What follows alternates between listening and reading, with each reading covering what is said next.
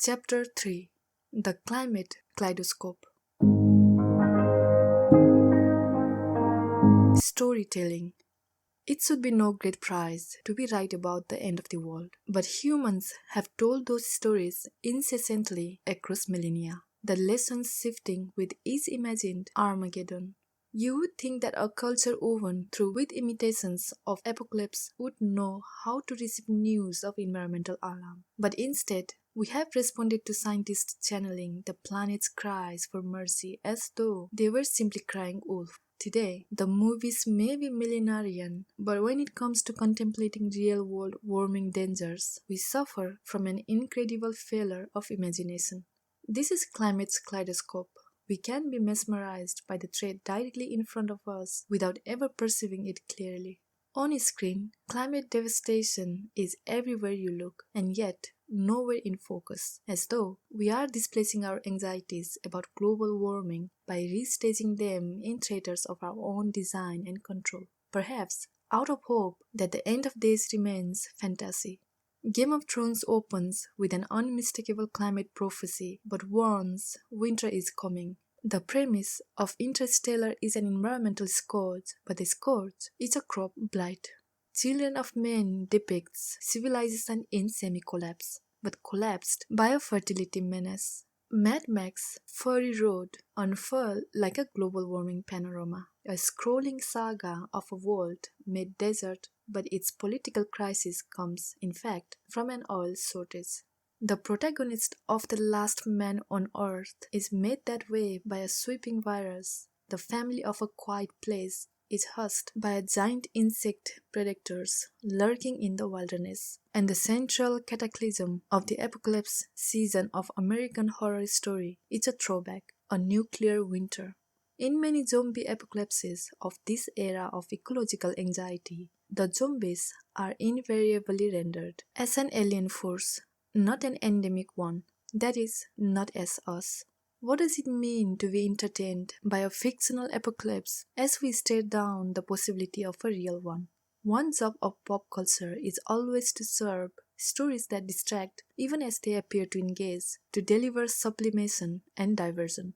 In a time of cascading climate change, Hollywood is also trying to make sense of our changing relationship to nature, which we have long regarded from at least an arm's length, but which, amid this change, has returned as a chaotic force we nevertheless understand on some level as our fault. The adjudication of that guilt is another thing entertainment can do. When law and public policy fail, though our culture, like our politics, specializes in assigning the blame to others, in projecting rather than accepting guilt. A form of emotional prophylaxis is also at work. In fictional stories of climate catastrophe, we may also be looking for catharsis and collectively trying to persuade ourselves we might survive it. Already, with the world just 1 degree warmer, wildfires and heat waves and hurricanes have inundated the news and promise to cascade shortly through our stories and inner lives, making what may seem today a culture suffused with intuitions of doom look like a comparatively naive season. End of the world nightmares with blossom, including in children's bedroom, where siblings once whispered worries over the fact of death, or the meaning of godlessness, or the possibility of protracted nuclear war. Among their parents, climate trauma will take its place in the pop psychological vernacular, if often as a scapegoat for more personal frustrations and anxieties. What will happen at 2 degrees or 3? Presumably, as climate change colonizes and darkens our lives and our world, it will do the same for our non-fiction. So much so that climate change may come to be regarded, at least by some, as the only truly serious subject. In fictional narratives, in pop entertainments, and in what was once praised as high culture, a different, weirder course suggests itself. At first, perhaps, a revival of the antiquated genre known as Dying Earth, initiated in English by Lord Byron with his poems Darkness, written after a volcano eruption in the East Indies, gave the Northern Hemisphere the year without a summer. That environmental alarm was echoed in similar fiction of the Victorian era, including H. G. Wells' The Time Machine, which depicted a distant future in which most humans were enslaved troglodytes, laboring underground for the benefit of a pampered and a very small above-ground elite. In an even further future, almost all life on Earth had died. Our new version might include epic lamentation, a flourishing of what's been called already climate existentialism. One scientist recently described to me the book she was working on as Between the World and Me Meets the Road. But the scope of the world's transformation may just as quickly eliminate the genre. Indeed, eliminate any effort to narrativize warming, which could grow too large and too obvious even for Hollywood. You can tell stories about climate change while it still seems a marginal feature of human life or an overwhelming feature of lives marginal to your own. But at 3 degrees of warming or 4, hardly anyone will be able to feel insulated from its impacts or want to watch it on a screen as they watch it out their windows. And so as climate change expands across the horizon, as it begins to seem inescapable, total, it may cease to be a story and become instead an all-encompassing setting, no longer a narrative. It would recede into what literally theorists call meta-narrative, succeeding those, like religious truth or faith in progress, that have governed the culture of earliest eras. This would be a world in which there isn't much appetite anymore for epic dramas about oil and greed, but where even romantic comedies would be staged under the sign of warming, as surely as screwball comedies were extruded by the anxieties of the Great Depression. Science fiction would be seen as even more prophetic, but the books that most eerily predicted the crisis will go unread, much like The Jungle or even Sister Carrie today. Why read about the world you can see plainly out your own window? At the moment, stories illustrating global warming can still offer an escapist pleasure, even if the pleasure often comes in the form of horror. But when we can no longer pretend that climate suffering is distant in time or in place, we will stop pretending about it and start pretending within it. In its book-length essay, The Great Derangement, the Indian novelist Amitav Ghosh wonders why global warming and natural disaster haven't yet become preoccupations of contemporary fiction. Why we don't seem able to be adequately imagine real-world climate catastrophe. Why fiction hasn't yet made the dangers of warming sufficiently real to us. And why we haven't had a spate of novels in the genre he basically imagines into half-existence and names the environmental uncanny. Others call it cli-fi, genre fiction sounding environmental alarm, didactic adventure stories, often preachy in their politics. Ghosh has something else in mind, the great climate novel. Consider, for example, the stories that conjure around questions like, where were you when the Berlin Wall fell? Or, where were you on 9/11? He writes, will it ever be possible to ask in the same vein, where were you at 400 ppm? Or, where were you when the Larsen B ice shelf broke up? His answer, probably not, because the dilemmas and dramas of climate change are simply incompatible with the kinds of stories we tell ourselves about ourselves, especially in conventional novels, which tend to end with uplift and hope and to emphasize the journey of an individual conscience rather than the miasma of social fate. This is a narrow definition of the novel, but almost everything about our broader narrative culture suggests that climate change is a major mismatch of a subject for all the tools we have at hand. Ghosh's question applies even to comic book movies that might theoretically illustrate global warming. Who would the heroes be, and what would they be doing? The puzzle probably helps explain why so many pop entertainments that do try to tackle climate change from the day after tomorrow on are so corny and pedantic. Collective action is dramatically a snore. The problem is even more acute in gaming, which is poised to join or even supplant novels and movies and television, and which is built as a narrative genre, even more obsessively around the imperatives of the protagonist. That is, you. It also promises at least a simulation of agency that could grow more comforting in the coming years, assuming we continue to proceed. zombie like ourselves, down a path to ruin. Already, the world's most popular game, Fortnite, invites players into a competition for scarce resources during an extreme weather event, as though you yourself might conquer the totally resolve the issue. There is also beyond the hero problem, a villain problem. Literary fiction may not accommodate epic stories of the kind for which climate change fashions a natural setting. But in the genre fiction and blockbuster movie space at least, we have a number of models at hand, from superhero sagas to alien invasion narratives. Stories don't get more elemental and familiar than those that used to be described as man against nature. But in Moby Dick or The Old Man and the Sea or many lesser examples, nature was typically a metaphor, encasing a theoretical or metaphysical force. That was because nature remained mysterious, inexplicable. Climate change has changed that too. We know the meaning of extreme weather and natural disaster now, though they still arrive with a kind of prophetic majesty. The meaning is that there is more to come, and that is our doing. You don't have to do much in rewrites to Independence Day to reboot it as sci-fi, but in the place of aliens, who would its heroes be fighting against? Ourselves? Villainy was easier to grasp in stories depicting the prospect of nuclear Armageddon, the intuitive analogy to climate change, which ruled American culture for a generation. That was the whole cartoon of Dr. Strangelove, that the fate of the world sat in the hands of a few insane people. If it all blew up, we would know exactly who to blame. That moral clarity was not Stanley Kubrick's or a projection of his nihilism, but something like the opposite. Conventional wisdom about geopolitics in the then adolescent nuclear age.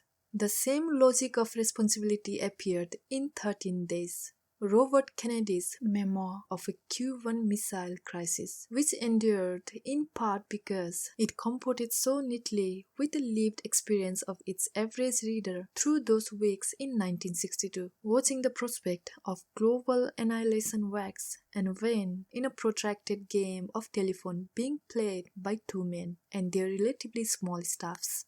The moral responsibility of climate change is much murkier. Global warming isn't something that might happen should several people make something profoundly short-sighted calculations. It is something that is already happening everywhere and without anything like direct supervisors. Nuclear Armageddon, in theory, has a few dozen authors. Climate catastrophe has billions of them, with responsibility distended over time and extended across much of the planet. This is not to say it is distributed evenly, though climate change will be given its ultimate dimensions by the course of industrialization in the developing world. At present, the world's wealthy possess the lion's share of guilt, the richest 10% producing half of all emissions. This distribution tracks closely with global income inequality, which is one reason that many on the left point to the all-encompassing system, saying that industrial capitalism is to blame. It is, but saying so does not name an antagonist. It names a toxic investment vehicle with most of the world as stakeholders, many of whom eagerly bought in, and who in fact quite enjoy their present way of life. That includes almost certainly you and me, and everyone else buying escapism with our Netflix subscription.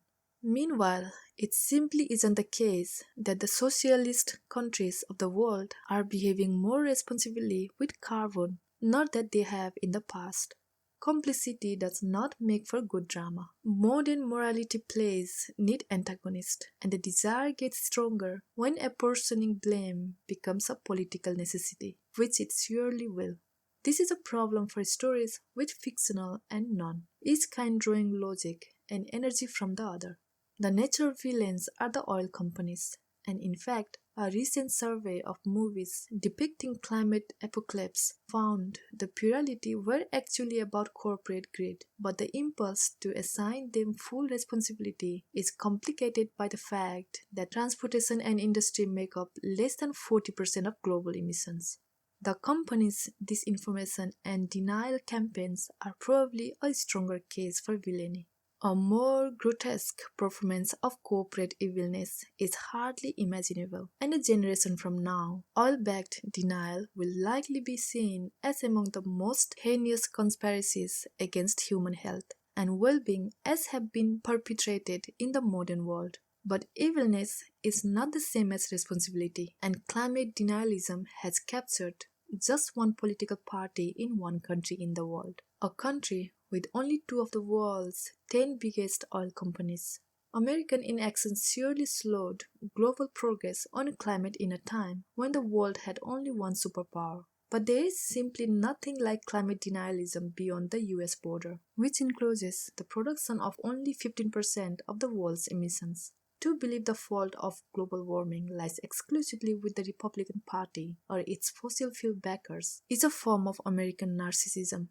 The narcissism, I suspect, will be broken by climate change. In the rest of the world, where action on carbon is just as slow and resistance to real policy changes just as strong, denial is simply not a problem.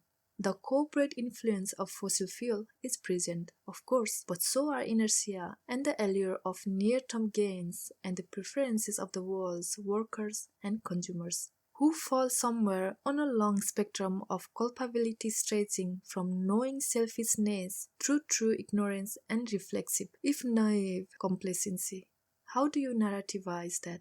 Beyond the matter of villainy is the story of nature and our relationship to it. That story seemed for a very long time to be contained within the simple logic of parables and allegories. Climate change promises to transform everything we thought we knew about nature, including the moral infrastructure of those tales.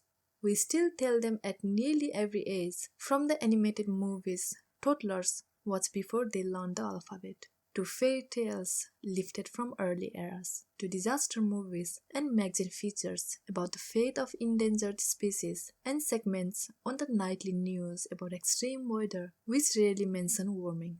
Parables are a teaching tool and work like glass dioramas in natural history museums. As you pass by, you believe that what is contained in the taxidermy scene has something to teach you, but only by the logic of metaphor, because you are not a stuffed animal and do not live in the scene but beyond it, outside it, observing rather than participating. The logic is twisted by global warming because it collapses the perceived distance between humans and nature, between you and the diorama. One message of climate change is you do not live outside the scene but within it, subject to all the same horrors you can see afflicting the lives of animals. In fact, warming is already hitting humans so hard that we shouldn't need to look elsewhere to endangered species and imperiled ecosystems in order to trace the progress of climate's horrible offensive. But we do, saddened by stranded polar bears and stories of struggling coral reefs. When it comes to climate parables, we tend to like best the ones staring animals. We are mute when we do not project our voices onto them, and who are dying at our own hands, half of them extinct. E. O. Wilson estimates by 2100. Even as we face crippling impacts from climate on human life, we still look to those animals in part because what John Ruskin memorably called the pathetic fallacy still holds. It can be curiously easier to empathize with them, perhaps because we would rather not reckon with our own responsibility, but instead simply feel their pain, at least briefly. In the face of a storm kicked up by humans, and which we continue to kick up each day, we seem most comfortable adopting a learned posture of powerlessness. Plastic panic is another exemplary climate parable. In that, it is also a climate red herring. The panic arises from the admirable desire to leave a smaller imprint on the planet, and the natural horror that the environment is so polluted by detritus passing through our air, our food, our flesh. In this way, it draws on a very modern obsession with hygiene and lightness as a form of consumer grace. But while plastics have a carbon footprint, plastic pollution is simply not a global warming problem. And yet, it has slid into the center of our vision, at least briefly. The ban on plastic straws occluding, if only for a moment, the much bigger and much broader climate threat. Another such parable is bee death. Beginning in 2006, curious readers were introduced to a new environmental fable. As American honeybee colonies began to suffer an almost annual mass die-off, 36% dead one year, 29 the next, 46 the next, 34 the next. As anyone with a calculator might have figured, the numbers did not add up. If that many bee colonies collapsed each year, the total number would be very rapidly approaching zero, not steadily increasing, which it was. This was because beekeepers who were mostly not adorable amateurs, but industrial-scale livestock managers trucking their bees across the country in an endless loop of pollination for hire, were simply rebreeding their bees each year, offsetting the die-offs with new hives that were more than paid for by the industrial-scale profits they were pulling in. It is natural, so to speak, to anthropomorphize animals. Our whole animation industry is built on it, for starters. But there is something strange, even fatalistic, about such vain being so ourselves, identifying this strongly with creatures who operate so entirely without free will and individual autonomy that many experts in the field aren't sure whether we should think of the bee or the colony as the organism. In my own reporting about colony collapse, bee lovers kept telling me it was an appreciation for the great spectacle of bee civilization that was behind this outpouring of concern for their well-being. But I couldn't help wondering if it wasn't almost the opposite quality that gave colony collapse the force of fable, the complete powerlessness of individuals facing down inevitable civilization-scale suicide. It's not just bee rapture, after all. We see visions of our own world being wiped out in the mysterious deaths brought by Ebola, bird flu, and other pandemics, in anxiety about the robot apocalypse, in ISIS, China, and the jet helm exercise in Texas, in runaway inflation that never actually happened in the wake of quantitative easing, or the gold rush such fears spawned, which did.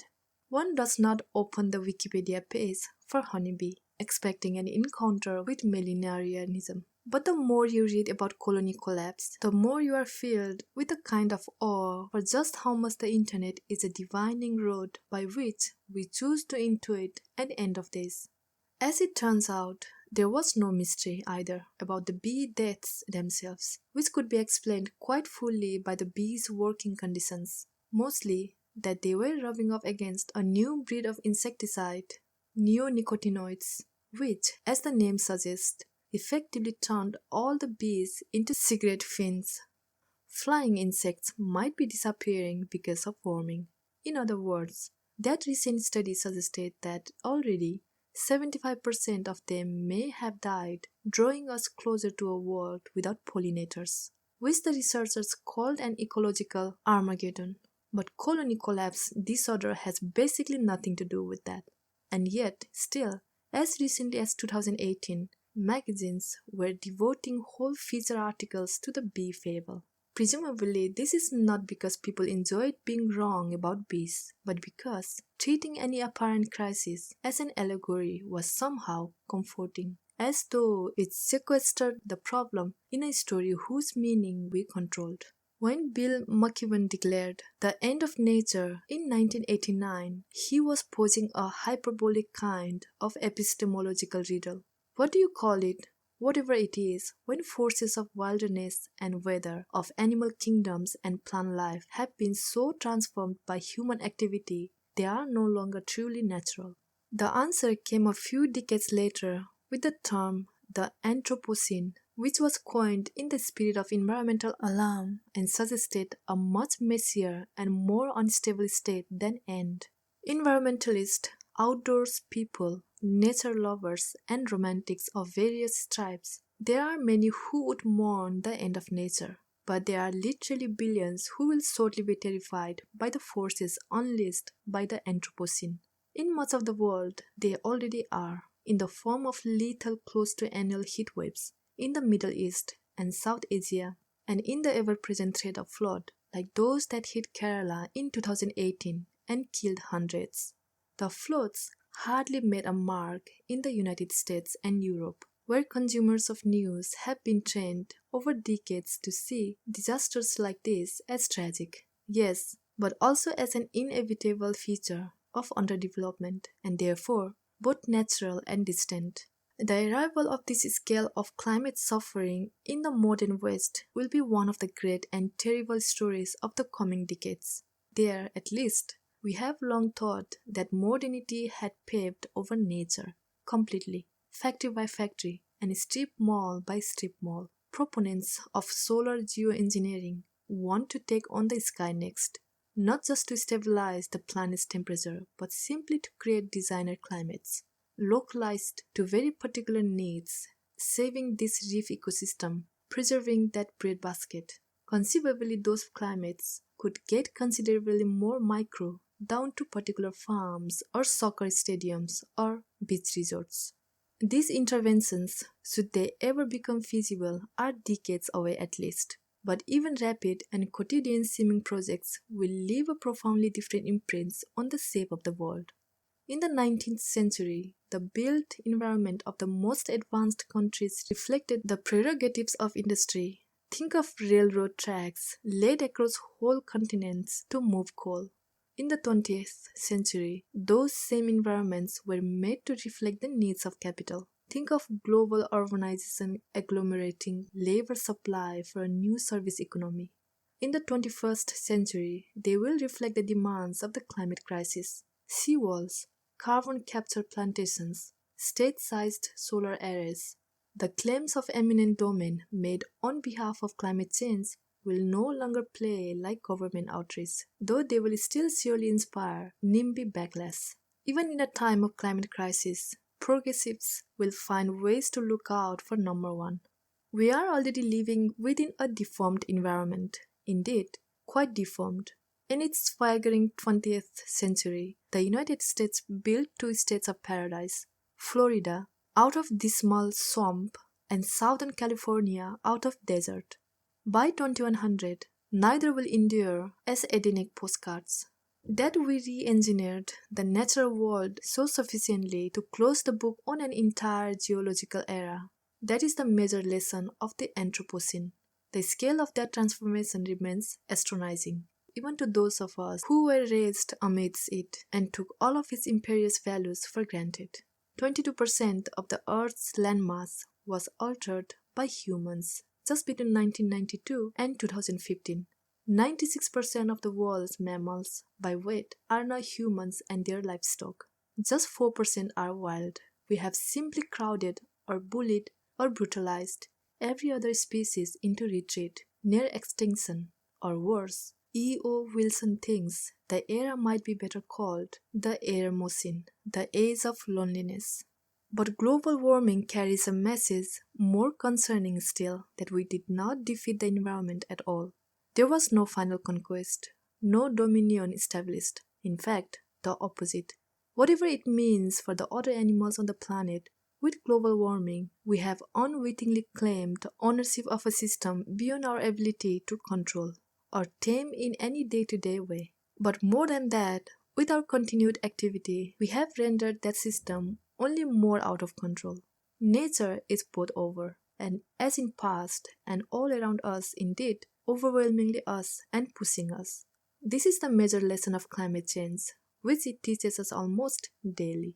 And if global warming continues on anything like its present track, it will come to save everything we do on the planet, from agriculture to human migration, to business and mental health, transforming not just our relationship to nature, but to politics and to history, and proving our knowledge system as total as modernity. Scientists have known this for a while, but they have not often talked like this. For decades now, there have been few things with a worse reputation than alarmism among those studying climate change. For a concerned class, this was somewhat strange. You don't typically hear from public health experts about the need for circumspections in describing the risk of carcinogens, for instance. James Hansen, who first testified before Congress about global warming in 1988, has named the phenomenon scientific reticence, and in 2007 chastised his colleagues for editing their own observations so conscientiously that they failed to communicate how dire the threat really was. That tendency had metastasized over time, ironically, as the news from research grew bleaker, so that for a long time each major publication would be attended by a cloud of commentary debating its precise calibration of perspective and tone, with many of those articles seen to lack an even balance between bad news and optimism, and labeled fatalistic. Some were derided as climate porn. The terms are slippery, like any good insult, but serve to circumscribe the scope of reasonable perspectives on climate. Which is why scientific reticence is another reason we don't see the threats so clearly. The experts signaling strongly that it is irresponsible to communicate openly about the more worrisome possibilities for global warming, as though they did not trust the world with the information they themselves had, or at least did not trust the public to interpret it and respond properly. Whatever that means, it has now been 30 years since Hansen's first testimony in the establishment of the IPCC, and climate concern has traversed small peaks and small valleys, but never meaningfully jumped upward. In terms of public response, the results are even more dismal. Within the United States, climate denial took over one of the two major parties and essentially vetoed major legislative action. Abroad, we have had a series of high-profile conferences, treaties, and accords, but they increasingly look like so many acts of climate kabuki. Emissions are still growing unabated, but scientific reticence is also perfectly reasonable. In its way, a river of rhetorical caution with many tributaries. The first is temperamental. Climate scientists are scientists first, self-selected, and then trained for perspicacity. The second is experiential. Many of them have now done battle, in the United States particularly, and sometimes for decades, with the forces of climate denial, who capitalize on any overstatement or erroneous prediction as a proof of illegitimacy or bad faith. This makes climate scientists more cautious, and understandably so. Unfortunately, worrying so much about erring on the side of excessive alarm has meant they have erred so routinely it became a kind of professional principle. On the side of excessive caution, which is effectively the side of complacency. There was also a kind of personal wisdom in scientific reticence, as politically backward as it may seem to keep the scariest implications of new research from the public.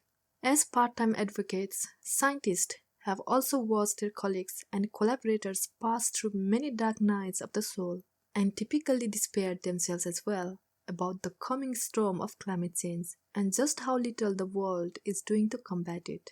As a result, they were especially worried about burnout and the possibility that honest storytelling about climate could tip so many people into despondency that the effort to avert a crisis would burn itself out. And in generalizing from that experience, they pointed to a selection of social science suggesting that hope can be more motivating than fear, without acknowledging that alarm is not the same as fatalism, that hope does not demand silence about scarier challenges, and the fear can motivate too.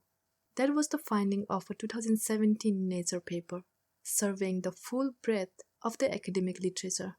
That despite a strong consensus among climate scientists about hope and fear and what qualifies as responsible storytelling, there is no single way to best tell the story of climate change, no single rhetorical approach likely to work on a given audience, and none too dangerous to try.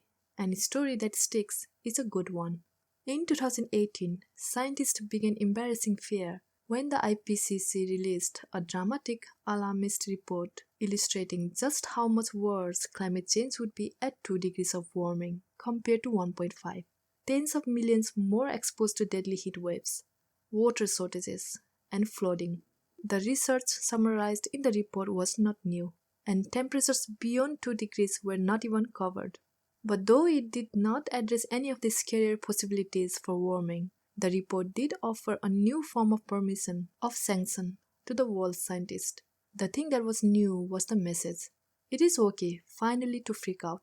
It is almost hard to imagine, in its aftermath, anything but a new torrent of panic, issuing forth from scientists finally emboldened to scream as they wished to. But that prior caution was understandable. Scientists spent decades presenting the unambiguous data, demonstrating to everyone who would listen just what kind of crisis will come for the planet if nothing is done, and then watched, year after year, as nothing was done. It should not be altogether surprising that they returned again and again to the communications green room, scratching their heads about rhetorical strategy and messaging. If only they were in charge, they would know exactly what to do, and there would be no need to panic. So why wouldn't anyone listen to them? It had to be the rhetoric. What other explanation could there be? Crisis Capitalism.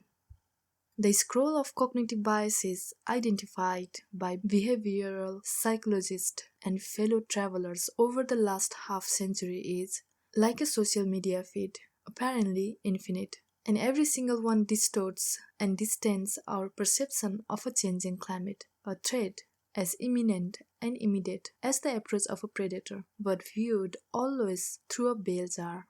There is, to start with, anchoring, which explains how we build mental models around as few as one or two initial examples, no matter how unrepresentative in the case of global warming. The world we know today is reassuringly temperate. There is also the ambiguity effect, which suggests that most people are so uncomfortable contemplating uncertainty, they will accept lesser outcomes in a bargain to avoid dealing with it. In theory, with climate, uncertainty should be an argument for action. Much of the ambiguity arises from the range of possible human inputs, a quite concrete prompt we choose to process instead as a riddle, which discourages us. There is anthropocentric thinking, by which we build our view of the universe outward from our own experience, a reflexive tendency that some especially ruthless environmentalists have derided as human supremacy, and that surely shapes our ability to apprehend genuinely existential threats to the species, a shortcoming many climate scientists have mocked. The planet will survive, they say. It's the humans that may not.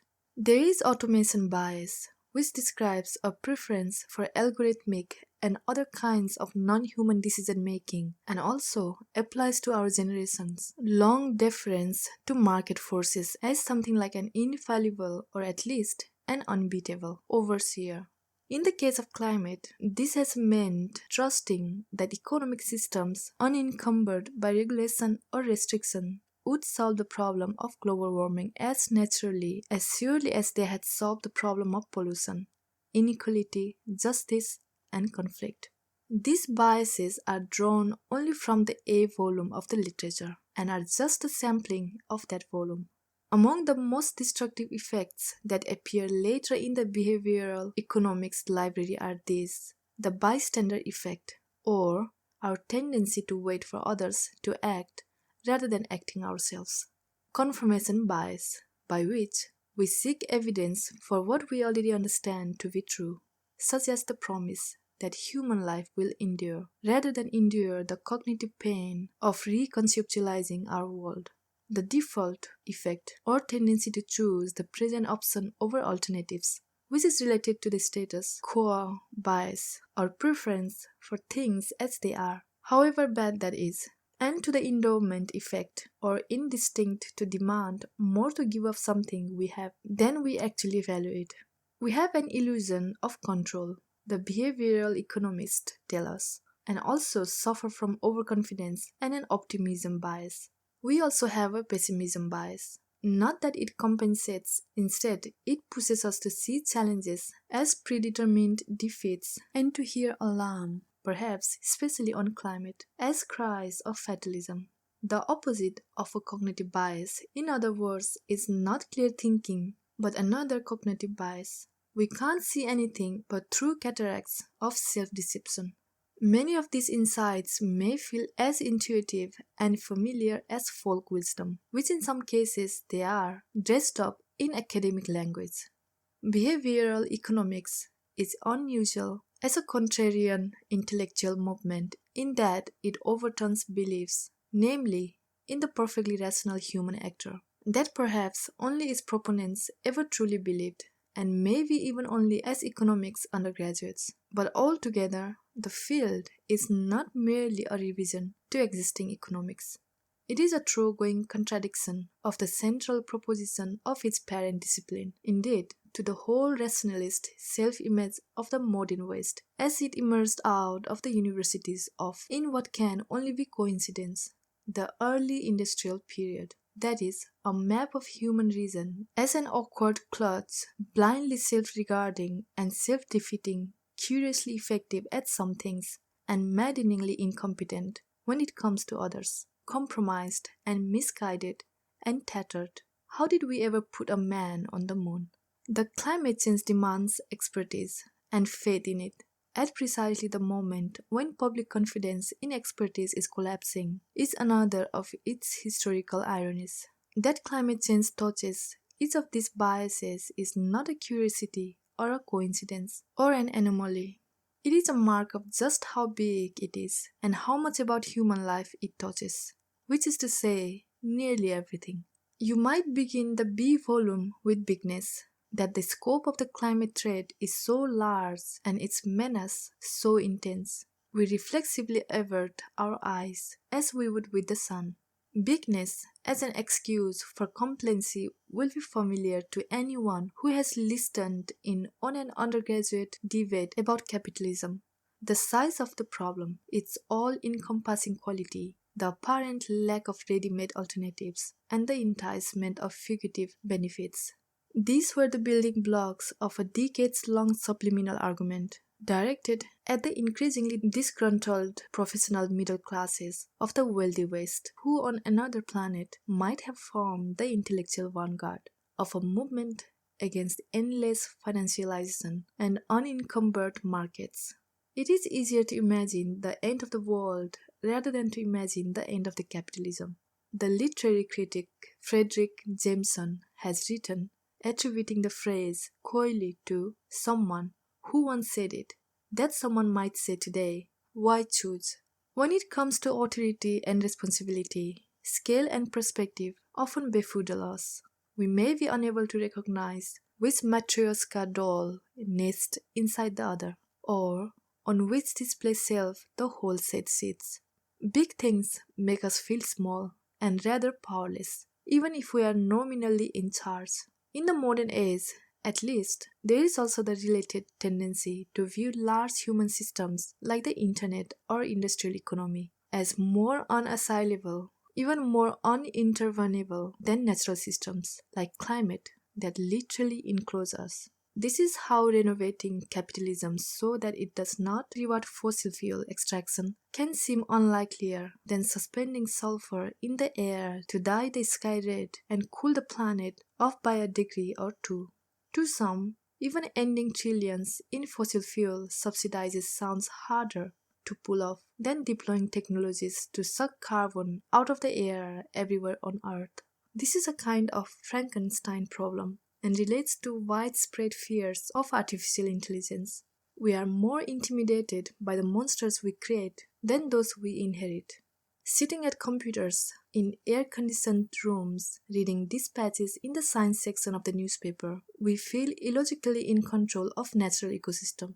We expect we should be able to protect the dwindling population of an endangered species and preserve their habitat, should we choose to, and that we should be able to manage an abundant water supply, rather than see it wasted on the way to human mouths again, should we choose to. We feel less that way about the internet, which seems beyond our control, though we designed and built it, and quite recently, still less about global warming, which we intend every day, each minute, by our actions. And the perceptual size of market capitalism has been a kind of obstacle to its critics for at least a generation. When it came to seem, even to those attuned to its failings, to be perhaps too big to fail, it does not quite seem that way now. Standing in the long shadow of the financial crisis and watching global warming beginning to darken the horizon, and yet, perhaps in part because we see the way that perspectives on climate change map neatly onto existing and familiar perspectives on capitalism. From burn it all down leftist to naively optimistic and blinkered technocrats to rent-seeking, kleptocratic, growth is the only value conservatives. We tend to think of climate as somehow being contained within or governed by capitalism. In fact, the opposite. Capitalism is endangered by climate. The Western capitalism may owe its dominance to the power of fossil fuels. It's not anything like consensus economic wisdom, but it also isn't just a pet theory of the socialist left. It was the core claim of Kenneth Pomeranz's The Great Divergence, probably the single most conventionally esteemed account of just how it was that Europe, a long effectively a provincial backwater to the empires of China, India, and the Middle East, separated itself so dramatically from the rest of the world in the 19th century. To the big question of why Europe, the Great Divergence offers something almost as simple as the one-word answer: coal. As an account of industrial history, the reductionist story impiled by fossil capitalism, that what we conceive as the modern economy is really a system powered by fossil fuels, is in ways persuasive but also incomplete. Of course, there is more to the network that gives us a whole yogurt aisle in the supermarket than the simple burning of oil. But as a picture of just how deeply entangled the two forces remain and how the fate of each defines the fate of the other, the term promises to be a very useful shorthand and raises the question, now merely rhetorical on parts of the left: can capitalism survive climate change?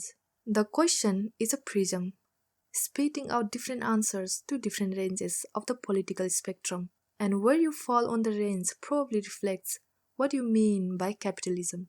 Global warming could cultivate emergent forms of eco-socialism on one end of the spectrum and could also conceivably produce a collapse of faith in anything but the market on the other.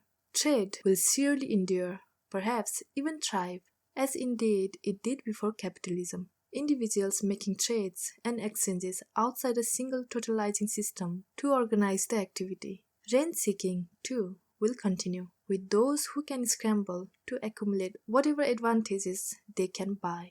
The incentive only increases in a world more barren of resources and more mournful of recent apparent abundance now disappeared. This last is more or less the model that Naomi Klein memorably sketched out in the Shock Doctrine, in which she documents just how monolithically the forces of capital respond to crises of any kind, by demanding more space, power, and autonomy for capital.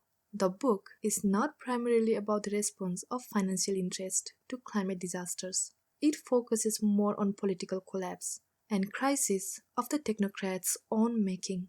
But it does give a very clear account of what kind of strategy to expect from the world's money elite in a time of rolling ecological crisis. More recently, Klein has offered the island of Puerto Rico, still reeling from Hurricane Maria, as a case study even beyond its unfortunate spot in the path of climate change-fueled hurricanes.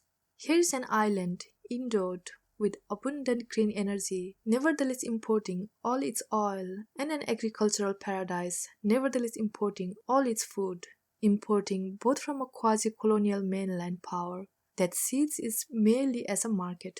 That mainland power has effectively turned over the government of the island, down to its power company, to a select board of bondholders, whose interest is in the repayment of debt. It is hard to imagine a better illustration of the empire of capital in a time of climate change, and it is not merely rhetorical. In 2017, just after the storm, Solomon Siang and Trevor Hauser calculated that, all on its own, Maria could cut Puerto Ricans' income by 21% over the next 15 years, and that the economy of the island could take 26 years to return even to the level it enjoyed just before the storm. A level, Klein reminded us, already strained. This did not prompt a dramatic expansion of social spending or the extension of a Marshall Plan across the Caribbean. Instead, Donald Trump tossed a few rolls of paper towels to the citizens of San Juan, then left them to plead with the outsiders who now controlled the public coffers for mercy, which did not come. The echo of financial crisis is unmistakable, as Siang and Hauser note, suggesting such crises may offer the best conceptual model for the punishment of climate change. For Puerto Rico, they write, Maria could be as economically costly as the 1997 Asian financial crisis was to Indonesia and Thailand, and more than twice as damaging as the 1994 peso crisis was to Mexico. How well will the shock doctrine be sustained through a new climatic regime? One that assaults the economies of the world with extreme weather and natural disaster at an entirely unprecedented rate, and just in the diminishing downtime between hurricanes and floods, and heat waves and droughts, and also threatens to devastate agricultural yields and cripple worker productivity, it is an open question, as are all those having to do with human response to global warming in the present and future. But here too, even relatively fractional adjustments to the West's basic orientation toward business and financial capitalism are likely to arrive like earthquakes. So much has that orientation produced the culture's collective sense of what is thinkable and what is not.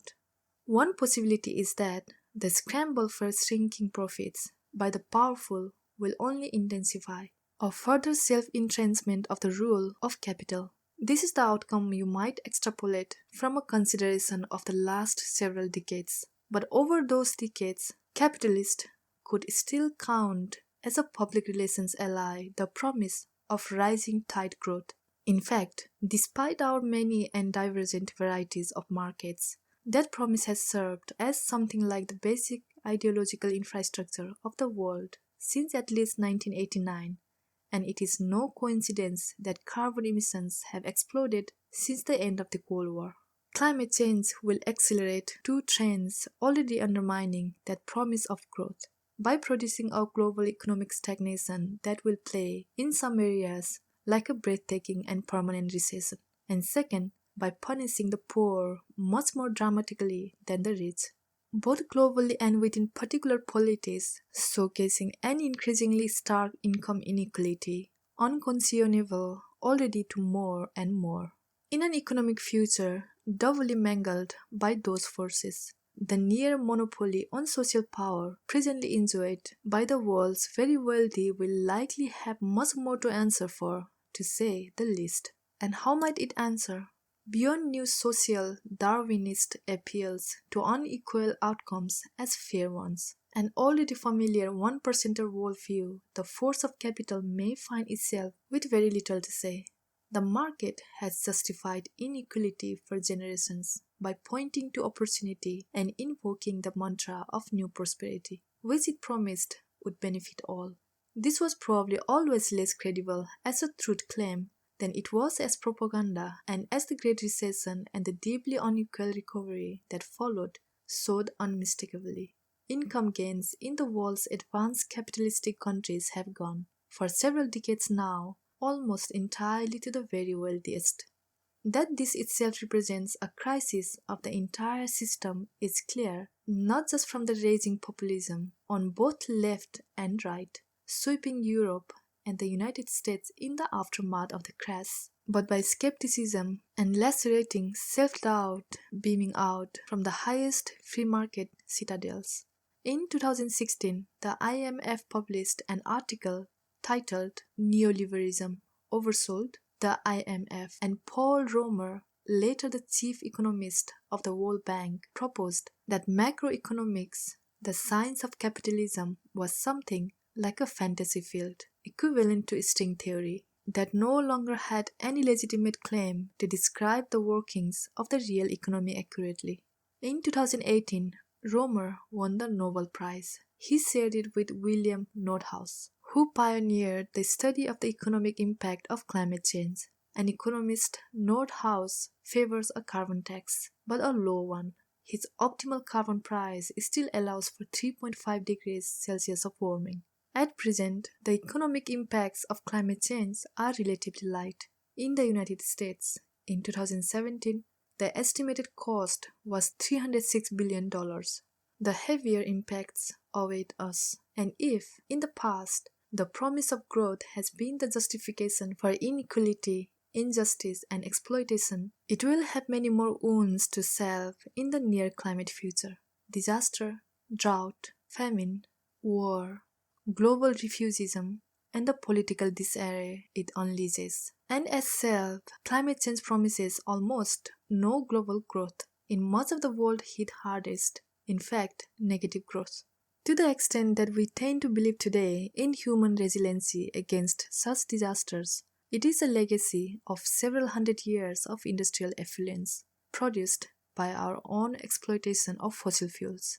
Medieval kings did not believe they could grow their way out of plague or famine, and those who lived in the shadow of Krakatoa or Vesuvius did not blithely assume they could endure volcanic eruption. But the downward revision of expectation for the future may be still more important than diminished prosperity in the present. And if what you mean by capitalism is not just the operation of market forces, but the religion of free trade as a just and even perfect social system, you have to expect, at the very least, that a major reformation is coming. The prediction of economic hardship, remember, are enormous. $551 trillion in damages at just 3.7 degrees of warming, 23% of potential global income lost under business as usual conditions by 2100. That is an impact much more severe than the Great Depression. It would be 10 times as deep as the more recent Great Recession, which still so rattles us, and it would not be temporary. It is hard to imagine any system surviving that kind of decline intact, no matter how big. If capitalism does endure, who will pay? Already in the United States, courts are awash in a wave of lawsuits aimed at extracting climate damages, a bold gambit, given that most of the impacts they enumerate have yet to arrive. The most high-profile are the torts brought against oil companies by crusading attorneys general. Public health claims, more or less put forward by the public, or at least in its name, against companies known to have engaged in disinformation and political influence campaigns. This is the first vector of climate liability against the corporations that have profited. Another kind of charge is made in Juliana v. the United States, also known as Kids versus Climate, alleging in failing to take action against global warming. The federal government effectively shifted many decades' worth of environmental cost on today's young and inspiring claim in its way, made by a group of minors on behalf of their entire generation and those that will follow, against the governments their parents and grandparents voted into office. This is the second vector of climate liability against the generations that have profited. But there is also a third vector, yet to be litigated in any more formal setting than the conference rooms in which the Paris Accords were negotiated, against the nations that have profited from burning fossil fuels, in some cases to the tune of whole empires. This is an especially electric vector because it is the descendants of the subjects of those empires who will bear the bluntest climate trauma, which is what has already inspired the political outrage organized under the banner of climate justice. How will those claims play out? A range of scenarios is possible, having to do mostly with what human choices and commitments are made over the next decades. Exploitative empires have collapsed before into relatively peaceful reapproachments, retributive energies muffled by the cushions of reparations, repatriation, truth, and reconciliation. And that could emerge as the dominant approach to climate suffering, a cooperative support network erected in the spirit of mea culpa. But there has been little acknowledgement yet that the wealthy nations of the West owe any climate debt to the poor nations who will suffer most from warming. And that suffering and the exploitation it expresses may also prove too gruesome a prompt for high-minded cooperation between nations. many of which could instead look away or retreat into denial. But we do not yet know, of course, just how much suffering global warming will inflict. But the scale of devastation could make the debt enormous, by any measure larger conceivably than any historical debt owed one country or one people by another, almost none of which are ever properly repaid. If that seems like excessive hyperbole, consider that the British Empire was conjured out of the smoke of fossil fuels, and that today, thanks to that smoke, the marshland of Bangladesh is poised to drown and the cities of India to cook within just the span of a single lifetime.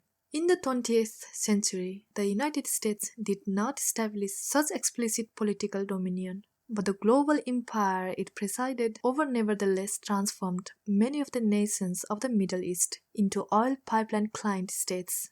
Nations now scorched every summer by heat approaching uninhabitable levels in places, and where temperatures are expected to become so hot in the region's holiest Mecca that pilgrimages, once the annual rite of millions of Muslims, will be as little as genocide. It would take an exceedingly idealistic worldview to believe that the matter of responsibility for that suffering will not fashion our geopolitics in a time of climate crisis, and the cascading flow of that crisis, should we not dam it first, does not offer much foothold for idealism. Of course, present political arrangements, not to mention bankruptcy law, will conspire to limit climate liability for oil companies, for governments, for nations. These arrangements may buckle and fall under force of political pressure and even insurrection, which would have the perhaps unintended effect of clearing from the states all of the most obvious villains and their guardians, leaving no easy marks to which we might apportion blame and expect commensurate payback. At that point, the matter of blame could become an especially potent and indiscriminate potential munition, residual climate rays. If we do not succeed and pull off sort of 2 or even 3 degrees, the bigger bill will come due not in the name of liability, but in the form of adaptation and mitigation. That is, the cost of building and then administering whatever system we improvise to undo the damage a century of imperious industrial capitalism has wrought across only the planet on which we all can live. The cost is large. A decarbonized economy, a perfectly renewable energy system, a reimagined system of agriculture, and perhaps even a meatless planet. In 2018, the IPCC compared the necessary transformation to the mobilization of World War II, but global. It took New York City 45 years to build 3 new stops on a single subway line. The threat of catastrophic climate change means we need to entirely rebuild the world's infrastructure in considerably less time. This is one reason a single-shot cure-all offers an undeniable appeal, which brings us back to that magic phrase, negative emissions. Neither negative emissions method, natural approaches involving revitalized forest and new agricultural practices, technological ones that would deploy machines to remove carbon from the atmosphere, requires wholesale transformation of the global economy as it is presently constituted, which is perhaps why negative emissions, once a last-ditched, if all else fails strategy, have recently been built into all conventional climate action goals. Of 400 IPCC emissions model that land us below 2 degrees Celsius, 344 feature negative emissions, most of them significantly. Unfortunately, negative emissions are also at this point almost entirely theoretical. Neither method has yet been demonstrated to actually work at anything like the necessary scale. But the natural approach, though adored by environmentalists, faces much stiffer obstacles. One researcher suggested that to succeed, it would require a third of the world's farmable land. Another suggested that, depending on exactly how the system was designed and deployed, it might have the opposite of its intended effect, not subtracting carbon from the atmosphere, but adding it. The carbon capture path, which would blanket the planet in anti-industrial plants out of a cyberpunk dream, seems by contrast more inviting. To begin with, we already have the technology, though it is expensive. The devices Wallace-Smith broker is fond of saying have about the same mechanical complexity as a car and cost about as much, roughly $300,000 each. To merely match the amount of carbon we are presently emitting into the atmosphere, Broker calculates would require 100 million of them. This would merely buy us some time, at a cost of $30 trillion, or about 40% of global GDP. To reduce the level of carbon in the atmosphere just by a few parts per million, which would buy us a little more time, matching not just our present emissions, but our likely level a few years down the road would take 500 million of these devices. To reduce the level of carbon by 20 parts per million per year, he calculates would require 1 billion of them. This would immediately pull us back from the threshold, even buy us some more time of carbon growth, which is an argument you hear against it from some corners of the environmental left. But it would cost, you may already have calculated, $300 trillion, or nearly 4 times total global GDP.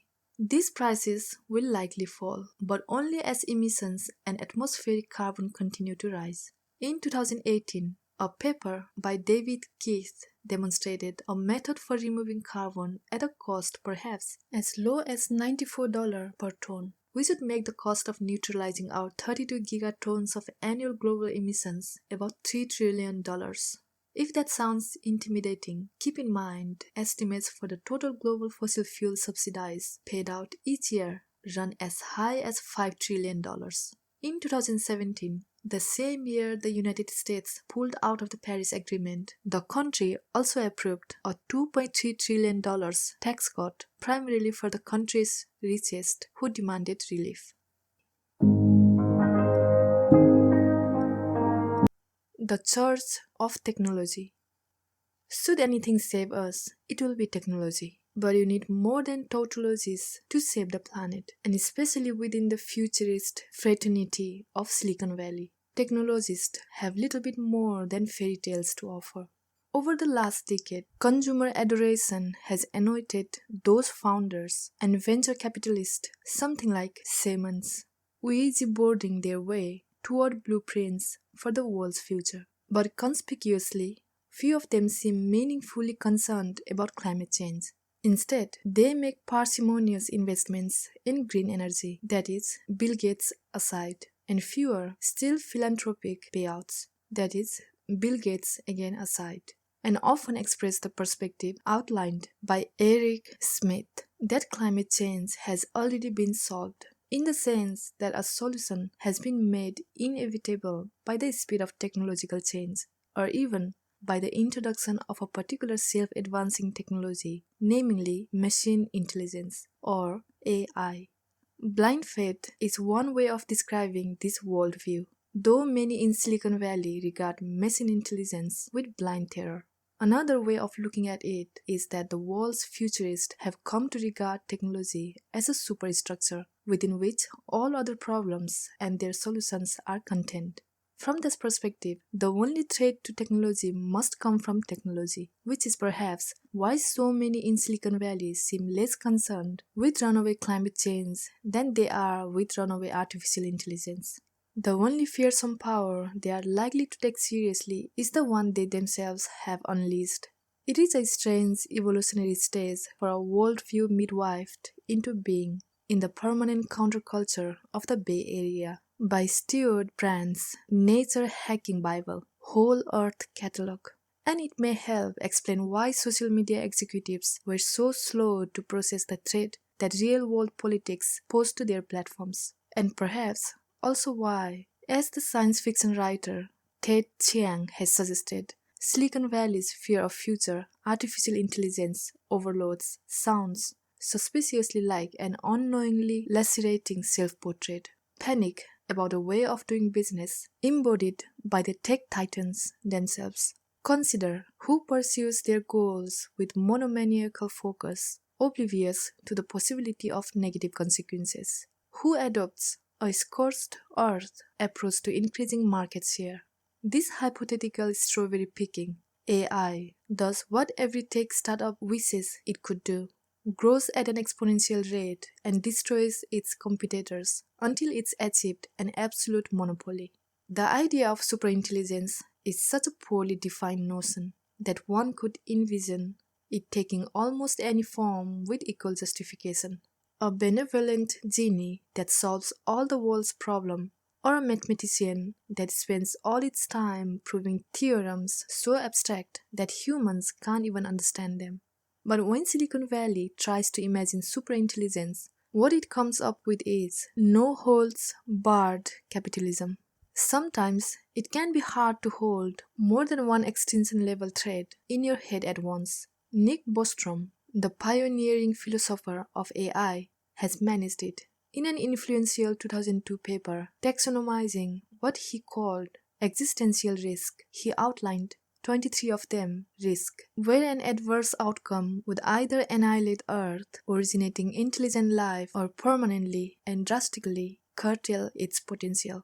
Bostrom is not a lone doomsday intellectual, but one of the leading thinkers currently strategizing, or at any rate conceptualizing, what they consider the species-sized threat from an out-of-control AI. But he does include climate change on his big-picture risk list, but he puts it in the subcategory bangs, which he defines as the possibility that Earth-originating intelligent life goes extinct in relatively sudden disaster resulting from either an accident or a deliberate act of destruction.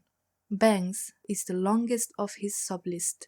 Climate change shares the category with, among others, badly programmed superintelligence, and we are living in a simulation and it gets shut down. In his paper, Bostrom also considers the climate change adjacent risk of resource depletion or ecological destruction. He places that threat in his next category, crunches, which he describes as an episode after which the potential of humankind to develop into post-humanity is permanently thawed, although human life continues in some form. His most representative crunch risk is probably technological arrest. The sheer technological difficulties in making the transition to the post-human world might turn out to be so great that we never get there. Bostrom's final two categories are strix, which he defines as the possibility that some form of post-humanity is attained, but it is an extremely narrow band of what is possible and desirable, as in the case of takeover by a transcending upload, or flawed superintelligence, and whimpers, which he defines as a post-human civilization arises but evolves in a direction that leads gradually but irrevocably to either the complete disappearance of the things we value or to a state where those things are realized to only a minuscule degree of what could have been achieved. As you may have noticed, although his paper sets out to analyze human extinction scenarios, none of his threat assessments beyond bangs actually mention humanity. Instead, they are focused on what Bostrom calls post-humanity and others call transhumanism, the possibility that technology may quickly carry us across a threshold into a new state of being, so divergent from the one we know today that we would be forced to consider it a true rupture in the evolutionary line. For some, this is simply a vision of nanobots swimming through our bloodstreams, filtering toxins and screening for tumors. For others, it is a vision of human life extracted from tangible reality and uploaded entirely to computers. You may notice here an echo of the Anthropocene. In this vision, though, humans aren't burdened with environmental wreckage and the problem of navigating it. Instead, we simply achieve a technological escape velocity. It is hard to know just how seriously to take these visions, though they are close to universal among the Bay Area's futurist vanguard, who have succeeded the NASA's and the Bell Labs of the last century as architects of our imagined future, and who differ among themselves primarily in their assessment of just how long it will take for all of these to come to pass. Peter Thiel may complain about the pace of technological change, but maybe he's doing so because he's worried it won't outpace ecological and political devastation. He is still investing in dubious eternal youth programs and buying up land in New Zealand, where he might ride out social collapse on the civilization scale. Y Combinator's Sam Altman, who has distinguished himself as a kind of tech philanthropist with a small universal basic income pilot project and recently announced a call of geoengineering proposals he might invest in, has reportedly made a down payment on a brain upload program that would extract his mind from this world. It's a project in which he is also an investor, naturally. For Bostrom, the very purpose of humanity is so transparently to engineer a post-humanity that he can use the second term as a synonym for the first.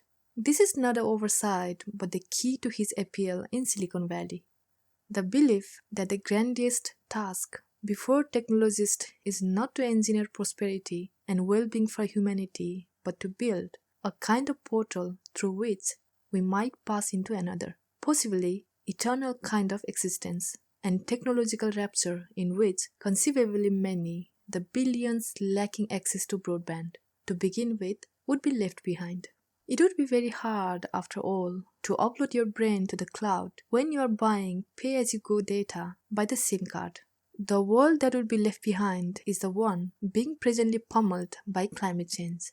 And Bostrom isn't alone, of course, in identifying that risk as species-wide. There are thousands, perhaps hundreds of thousands of scientists now seeming to scream daily with each extreme weather event and new research paper for the attention of lay readers. And no more hysterical a figure than Barack Obama was fond of using the phrase existential threat. And yet, it is perhaps a sign of our culture's heliotropism toward technology that aside perhaps from proposals to colonize other planets and visions of technology liberating humans from most biological or environmental needs, we have not yet developed anything close to a religion of meaning around climate change that might comfort us or give us purpose in the face of possible annihilation. Of course, those are religious fantasies to escape the body and transcend the world. The first is almost a caricature of privileged thinking, and that it should have entered the dream lives of a new billionaire caste was probably close to inevitable. The second seems like a strategic response to climate panic, securing a backup ecosystem to hedge against the possibility of collapse here, which is precisely as it has been described by its advocates. But the solution is not a rational one. Climate change thus threatens the very basis of life on this planet, but a dramatically degraded environment here will still be much closer to livability than anything we might be able to hack out of the dry red soil of Mars.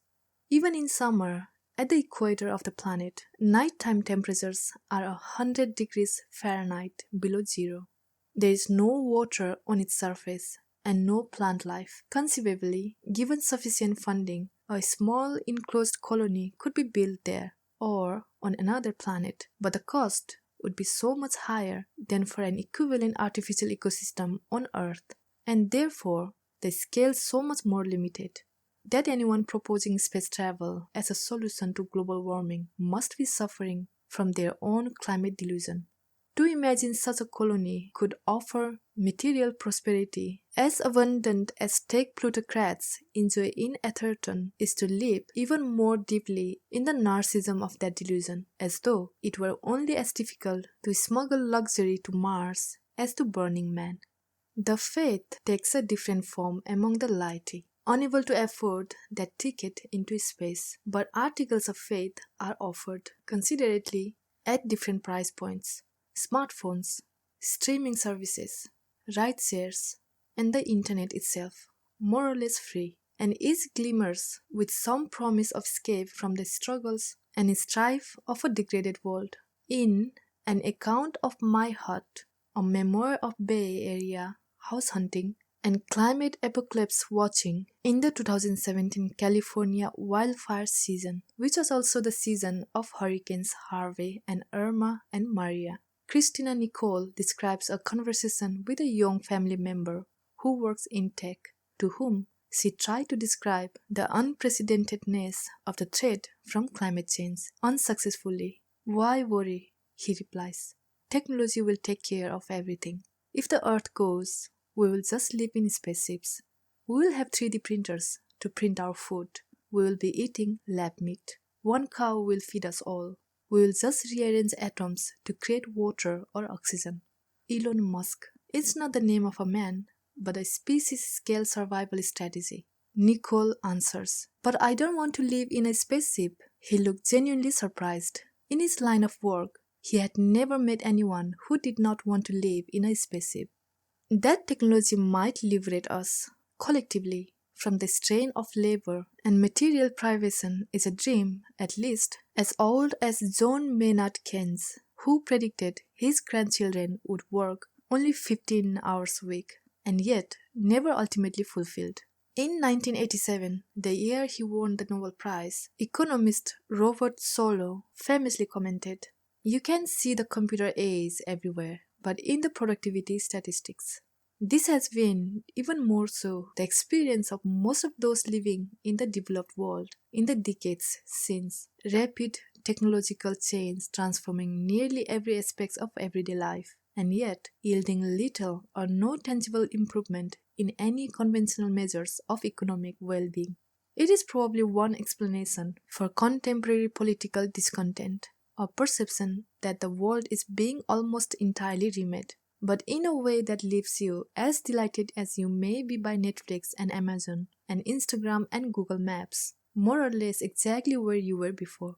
The same can be said, believe it or not, for the much heralded green energy revolution, which has yielded productivity gains in energy and cost reduction far beyond the predictions of even the most doe-eyed optimist, and yet has not even bent the curve of carbon emissions downward. We are, in the other words, billions of dollars and thousands of dramatic breakthroughs later, precisely where we started when hippies were affixing solar panels to their geodesic domes. That is because the market has not responded to these developments by seamlessly retiring dirty energy sources and replacing them with clean ones. It has responded by simply adding the new capacity to the same system. Over the last 25 years, the cost per unit of renewable energy has fallen so far that you can hardly measure the price today using the same scales. Since just 2009, for instance, solar energy costs have fallen more than 80%. Over the same 25 years, the proportion of global energy use derived from renewables has not grown an inch. Solar isn't eating away at fossil fuel use. In other words, even slowly. It's just buttressing it. To the market, this is growth. To human civilization, it is almost suicide. We are now burning 80% more coal than we were just in the year 2000. And energy is, actually, the least of it.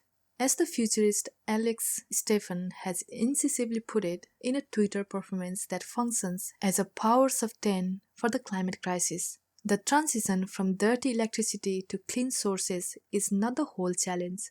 It's just the lowest hanging fruit, smaller than the challenge of electrifying almost everything that uses power. Stephan says, by which he means anything that runs on much dirtier gas engines. That task, he continues, is smaller than the challenge of reducing energy demand, which is smaller than the challenge of reinventing how goods and services are provided.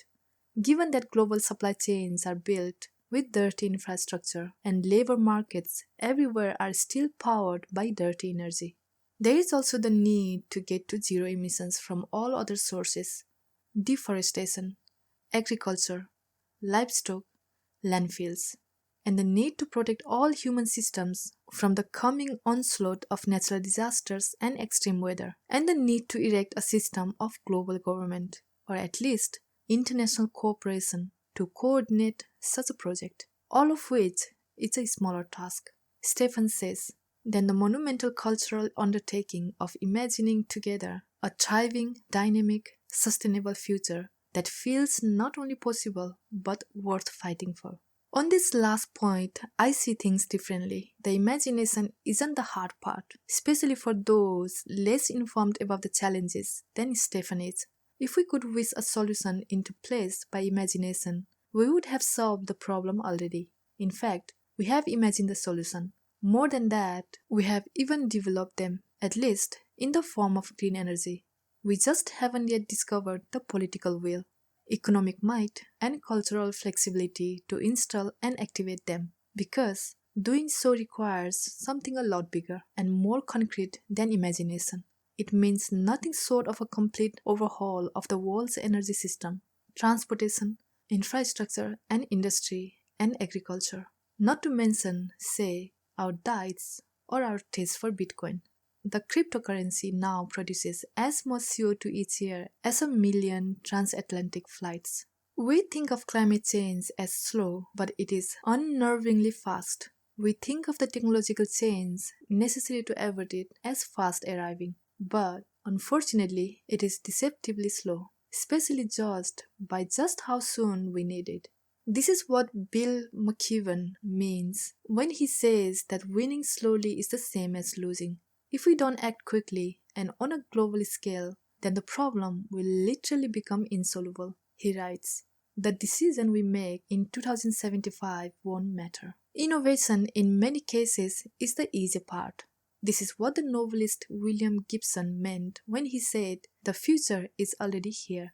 It just isn't evenly distributed." Gadgets like the iPhone, talismanic for technologists, give a false picture of the pace of adaptation to a wealthy American or Swede or Japanese. The market penetration may seem total, but more than a decade after its introduction, the device is used by less than 10% of the world. For all smartphones, even the cheap ones, the number is somewhere between a quarter and a third. Define the technology in even more basic terms, as cell phones or the internet, and you get a timeline to global saturation of at least decades, of which we have 2 or 3 in which to completely eliminate carbon emissions planet-wide. According to the IPCC, we have just 12 years to cut them in half. The longer we wait, the harder it will be. If we had started global decarbonization in 2000, when Al Gore narrowly lost election to the American presidency, we would have had to cut emissions by only about 3% per year to stay safely under 2 degrees of warming. If we start today, when global emissions are still growing, the necessary rate is 10%. If we delay another decade, it will require us to cut emissions by 30% each year. This is why UN Secretary General Antonio Guterres believes we have only 1 year to change course and get started. The scale of technological transformation required dwarfs any achievement that has emerged from Silicon Valley. In fact, dwarfs every technological revolution ever engineered in human history, including electricity and telecommunications, and even the invention of agriculture 10,000 years ago. It dwarfs them by definition because it contains all of them. Every single one needs to be replaced at the root, since every single one breathes on carbon like a ventilator. To remake each of these systems so that they don't is less like distributing smartphones or floating Wi-Fi balloons over Kenya or Puerto Rico, as Google intends to, than like building an interstate highway system or constructing a subway network or a new kind of power grid connected to a new area of energy producers and a new kind of energy consumer. In fact, it is not like that. It is that. All of that and much, much more intensive infrastructure projects at every level and in every corner of human activity, from new plane fleets to new land use and right down to a new way of making concrete, production of which ranks today as the second most carbon-intensive industry in the world, an industry that is booming, by the way, thanks to China, which recently poured more concrete in 3 years than the United States used in the entire 20th century. If the cement industry were a country, it would be the world's 3rd largest emitter. In other words, there are infrastructure projects of a scale so far from our experience, in the US at least, that we hardly expect their existing corollaries to ever even be repaid anymore.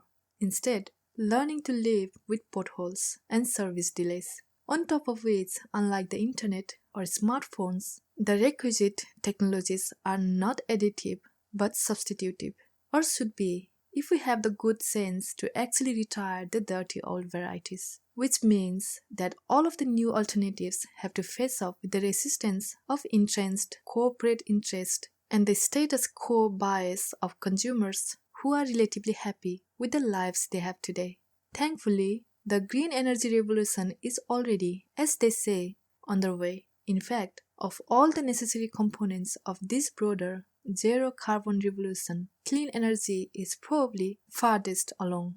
How far along? In 2003, Ken Caldera, now of the Carnegie Institution for Science, found that the world would need to add clean power sources equivalent to the full capacity of a nuclear plant every single day between 2000 and 2050 to avoid catastrophic climate change. In 2018, MIT Technology Review surveyed our progress. With 3 decades left to go, the world was on track to complete the necessary energy revolution in 400 years. That gap yawns so wide it could swallow whole civilizations, and indeed threatens to. Into it has crawled that dream of carbon capture. If we can't rebuild the entire infrastructure of the modern world in time to save it from self-destruction, perhaps we can at least buy ourselves some time by sucking some of its toxic fumes out of the air. Given the indomitable scale of the conventional approach and given just how little time left we have to complete it, negative emissions may be at present a form of magical thinking for climate. They also seem like a last, best hope, and if they work, carbon capture plants will deliver industrial absolution for industrial sin and initiate, as a result, a whole new theoretical romance with the power of machine.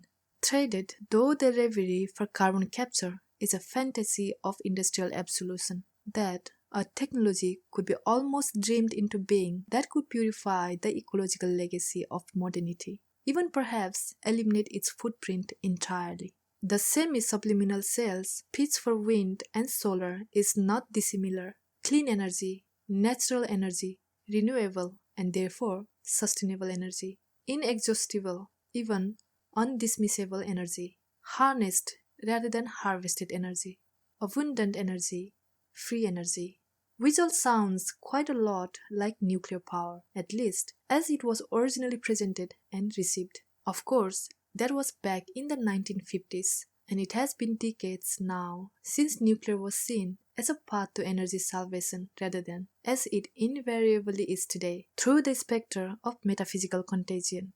It was not always this way. In 1953, Atoms for Peace speech before the United Nations, Dwight Eisenhower outlined the terms of a standing offer arms trade that was also a moral bargain, as a reward to any nation disavowing the pursuit of nuclear weapons, and as a kind of penance for having developed the horrible technology in the first place.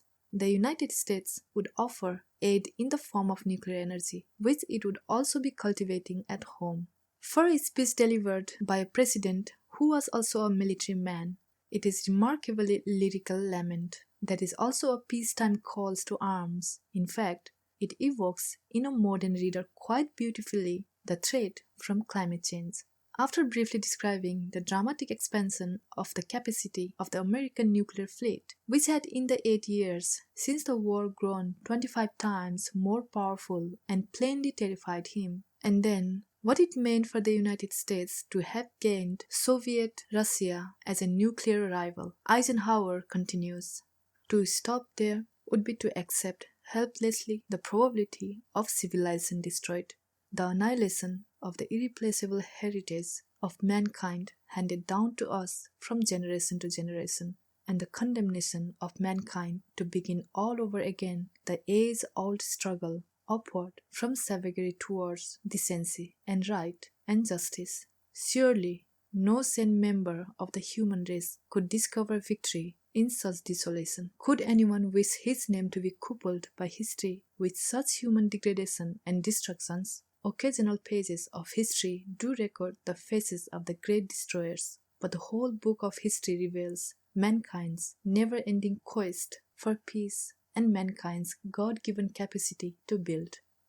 It has been at least a generation since Americans might have casually read mankind's God-given capacity to build as a reference to nuclear power, or generations since the world stopped believing nuclear power was, in an environmental sense, free and started thinking of it in terms of nuclear war, meltdown, mutation, and cancer. That we remember the names of power plant disasters is a sign of just how scared we feel by them.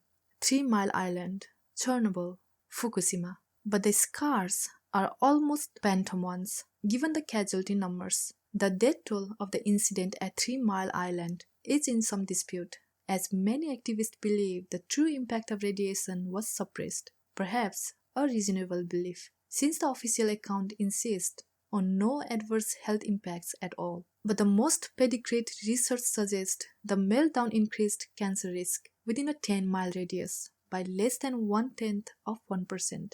For Chernobyl, the official death count is 47, though some estimates run higher, even as high as 4,000. For Fukushima, according to a United Nations report, no discernible increased incidence of radiation-related health effects are expected among exposed members of the public or their descendants.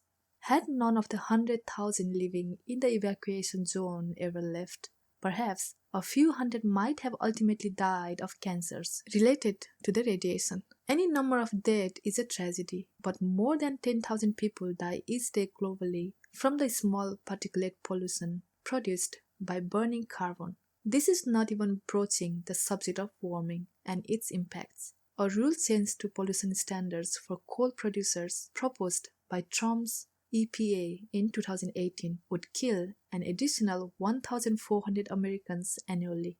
The agency itself acknowledged globally pollution kills as many as 9 million each year. We live with that pollution and with those death tolls and hardly notice them. The curving concentrate towers of nuclear plants, by contrast, stand astride the horizon like Chekhov's proverbial gun. Today, despite a variety of projects aimed at producing cheap nuclear energy, the price of new plants remains high enough that it is hard to make a persuasive argument that more green investment be directed towards them rather than installations of wind and solar. But the case for decommissioning and dismantling existing plants is considerably weaker. And yet, that is exactly what is happening from the United States, where both 3 Mile Island and Indian Point are being closed down, to Germany, where so much nuclear power has recently been retired that the country is growing its own carbon emissions despite a State of the World green energy program. For this, Angela Merkel has been called the climate chancellor.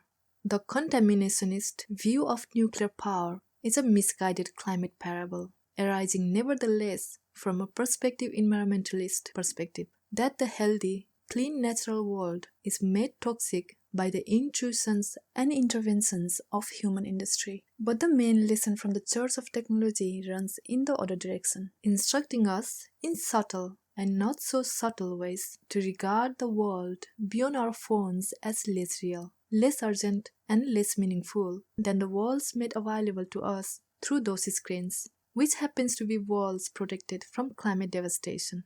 As Andreas Malm has wondered, how many will play augmented reality games on a planet that is 6 degrees warmer? The poet and musician Kate Tempest puts it more brightly, staring into the screen so we don't have to see the planet die. Presumably, you can already feel this transformation underfoot in your own life, scrolling through photos of your baby when your actual baby is right in front of you, reading trivial Twitter threads while your spouse is speaking. In Silicon Valley, even tech critics tend to see the problem as a form of addiction, but like all addictions, it expresses a value judgment, if one that makes the unaddicted uncomfortable. In this case, that we find the world of our screens more rewarding or safer in ways so hard to justify and explain that there isn't really a word for it other than preferable. This preference is much more likely to grow than shrink, which may seem like cultural devolution, perhaps especially to temperamental declinists. It could conceivably also be a psychologically useful coping mechanism for living, still within the consumptive bourgeois tradition, in a dramatically degraded natural world. A generation from now, God help us, tech addiction may even look adaptive. Politics of consumption. Just before dawn on April 14, 2018, a Saturday, a 60-year-old man walked into Prospect Park in Brooklyn, gave himself a shower of gasoline, and lit himself on fire. Beside the body, near a circular patch of grass blackened by the flames, lay a note handwritten, "I am David Buckle. and I just killed myself by fire as a protest suicide. It read, I apologize to you for the mess. It was a small mess. He had arranged a ring of soil to prevent the fire from spreading too far. In a longer letter, typed, which he had also sent to the city's newspapers, Buckle elaborated, most humans on the planet now breathe air made unhealthy by fossil fuels, and many die early deaths as a result. My early death by fossil fuel reflects what we are doing to ourselves. Pollution ravages our planet, he wrote. Our present grows more desperate. Our future needs more than what we have been doing. Americans know political suicide by self-immolation from the Vietnam era. When Thich Quang Duc, a Buddhist monk repurposing a spiritual tradition of self-purification for contemporary protest, burned himself to death in Saigon. A few years later, the 31-year-old Quaker Norman Morrison was inspired to do the same outside the Pentagon, his 1-year-old daughter beside him. 1 week after that, 22-year-old Roger Allen Laporte, a former seminarian and Catholic worker, lit himself aflame outside the United Nations. We don't like to think about it, but the tradition continues. In the United States, there have been 6 protests by self-immolation since 2014. In China, the gesture is even more common, particularly by opponents of the country's Tibet policy, with 12 in the last 3 months of 2011 and 20 in the first 3 months of 2012 alone. And of course, the self-immolation of a Tunisian fruit vendor ignited the Arab Spring. Buckle was a later-life environmental activist. He had spent most of his career as a prominent gay rights litigator, and his notes expressed 2 clear convictions: that the natural world had been made sick by industrial activity, and that much more than the average passerby in Prospect Park could appreciate must be done to halt, and ideally reverse the damage. In the days after his suicide, it was the first of these which attracted the most attention. His death treated as an alarm or a bellwether, marking some amorphous shift, perhaps in the health of the planet, but certainly in the average Brooklynite's perception of it. The second insight is more challenging, that the climate crisis demands political commitment well beyond the easy engagement of rhetorical sympathies, comfortable partisan tribalism, and ethical consumption. It is a common charge against liberal environmentalists that they live hypocritically, eating meat, flying, and voting liberal without yet having purchased Teslas. But among the woke left, the inverted charge is just as often true. We navigate by a north star of politics through our diets, our friendships, even our consumption of pop culture, but rarely make meaningful political noise about those causes that run against our own self-interest or sense of self as special, indeed enlightened. And so, in the coming years, divestment is likely to be just the first salvo in a moral arms race between universities, municipalities, and nations. Cities will compete to be the first to ban cars, to paint every single roof white, to produce all the agriculture eaten by residents in vertical farms that don't require post-harvest transportation by automobile, railroad, or airplane. But liberal NIMBYism will still start too, as it did in 2018. When American voters in deep blue Washington state rejected a carbon tax at the ballot box, and the worst French protest since the quasi-revolution of 1968 raised against a proposed gasoline tax. On perhaps no issue more than climate is that liberal posture of well-off enlightenment a defensive gesture, almost regardless of your politics or your consumption choices.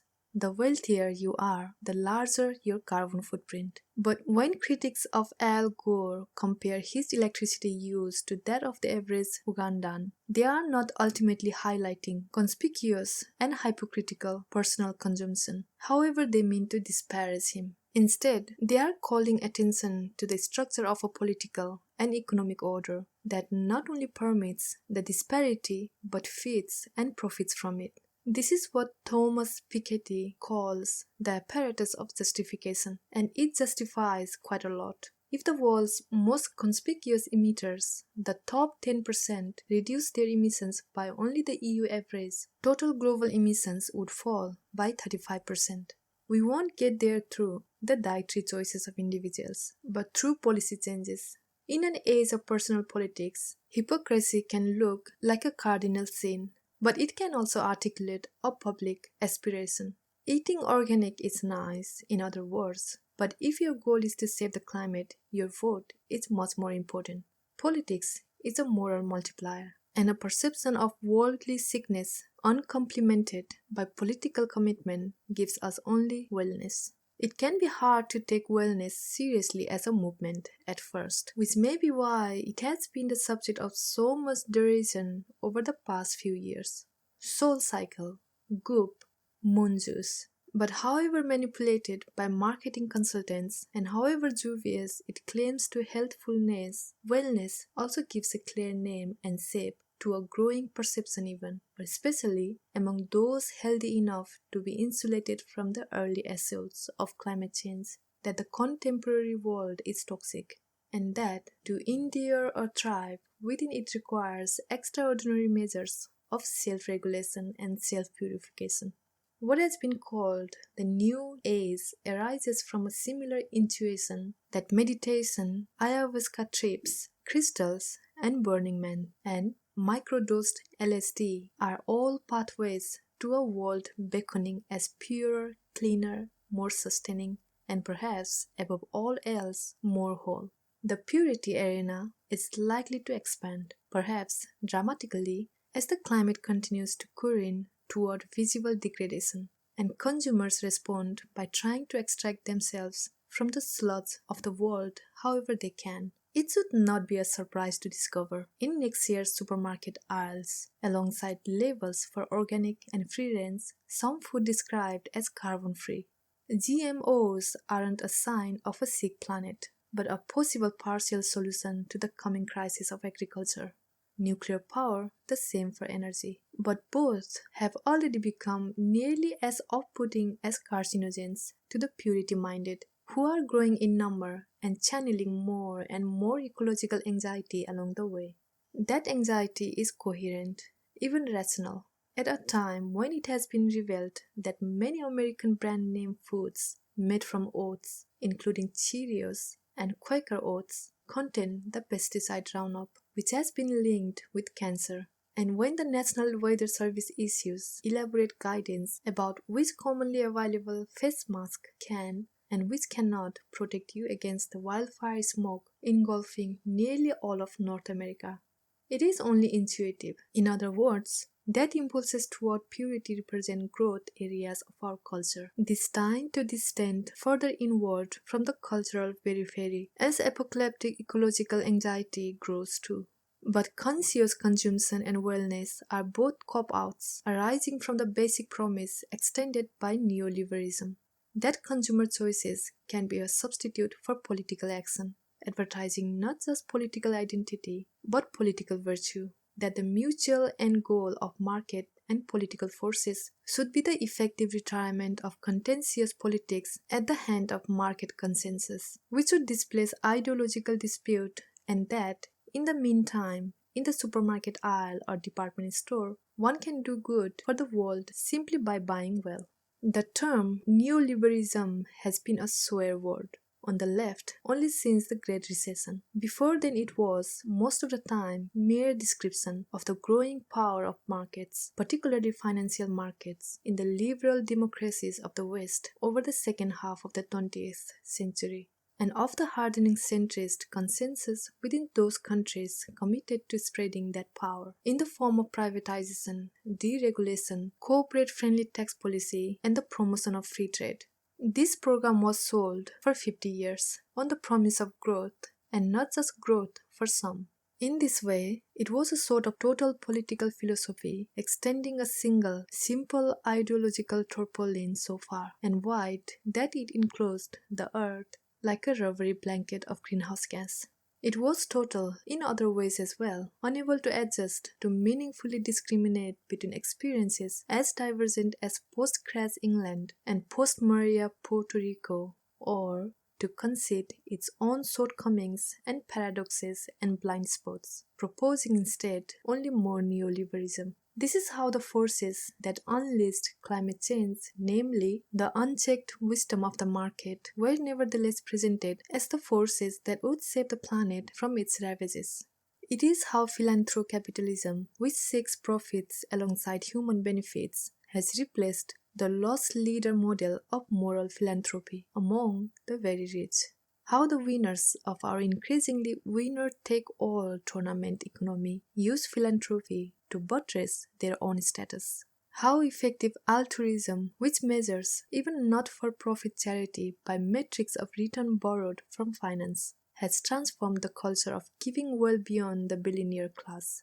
And how the moral economy, a rhetorical word that once expressed a radical critique of capitalism, became the calling card of do-gooders capitalists like Bill Gates. It is also on the other end of the pecking order how struggling citizens are asked to be entrepreneurs, indeed to demonstrate their value as citizens with the hard work of entrepreneurship in an exhausting social system defined above all else by relentless competition. That is the critique from the left, at least, and it is, in its way, inarguably true. But by laundering all conflict and competition through the market, neoliberalism also proffered a new model of doing business, so to speak, on the world stage, one that did not emerge from or point toward endless nation-state rivalry.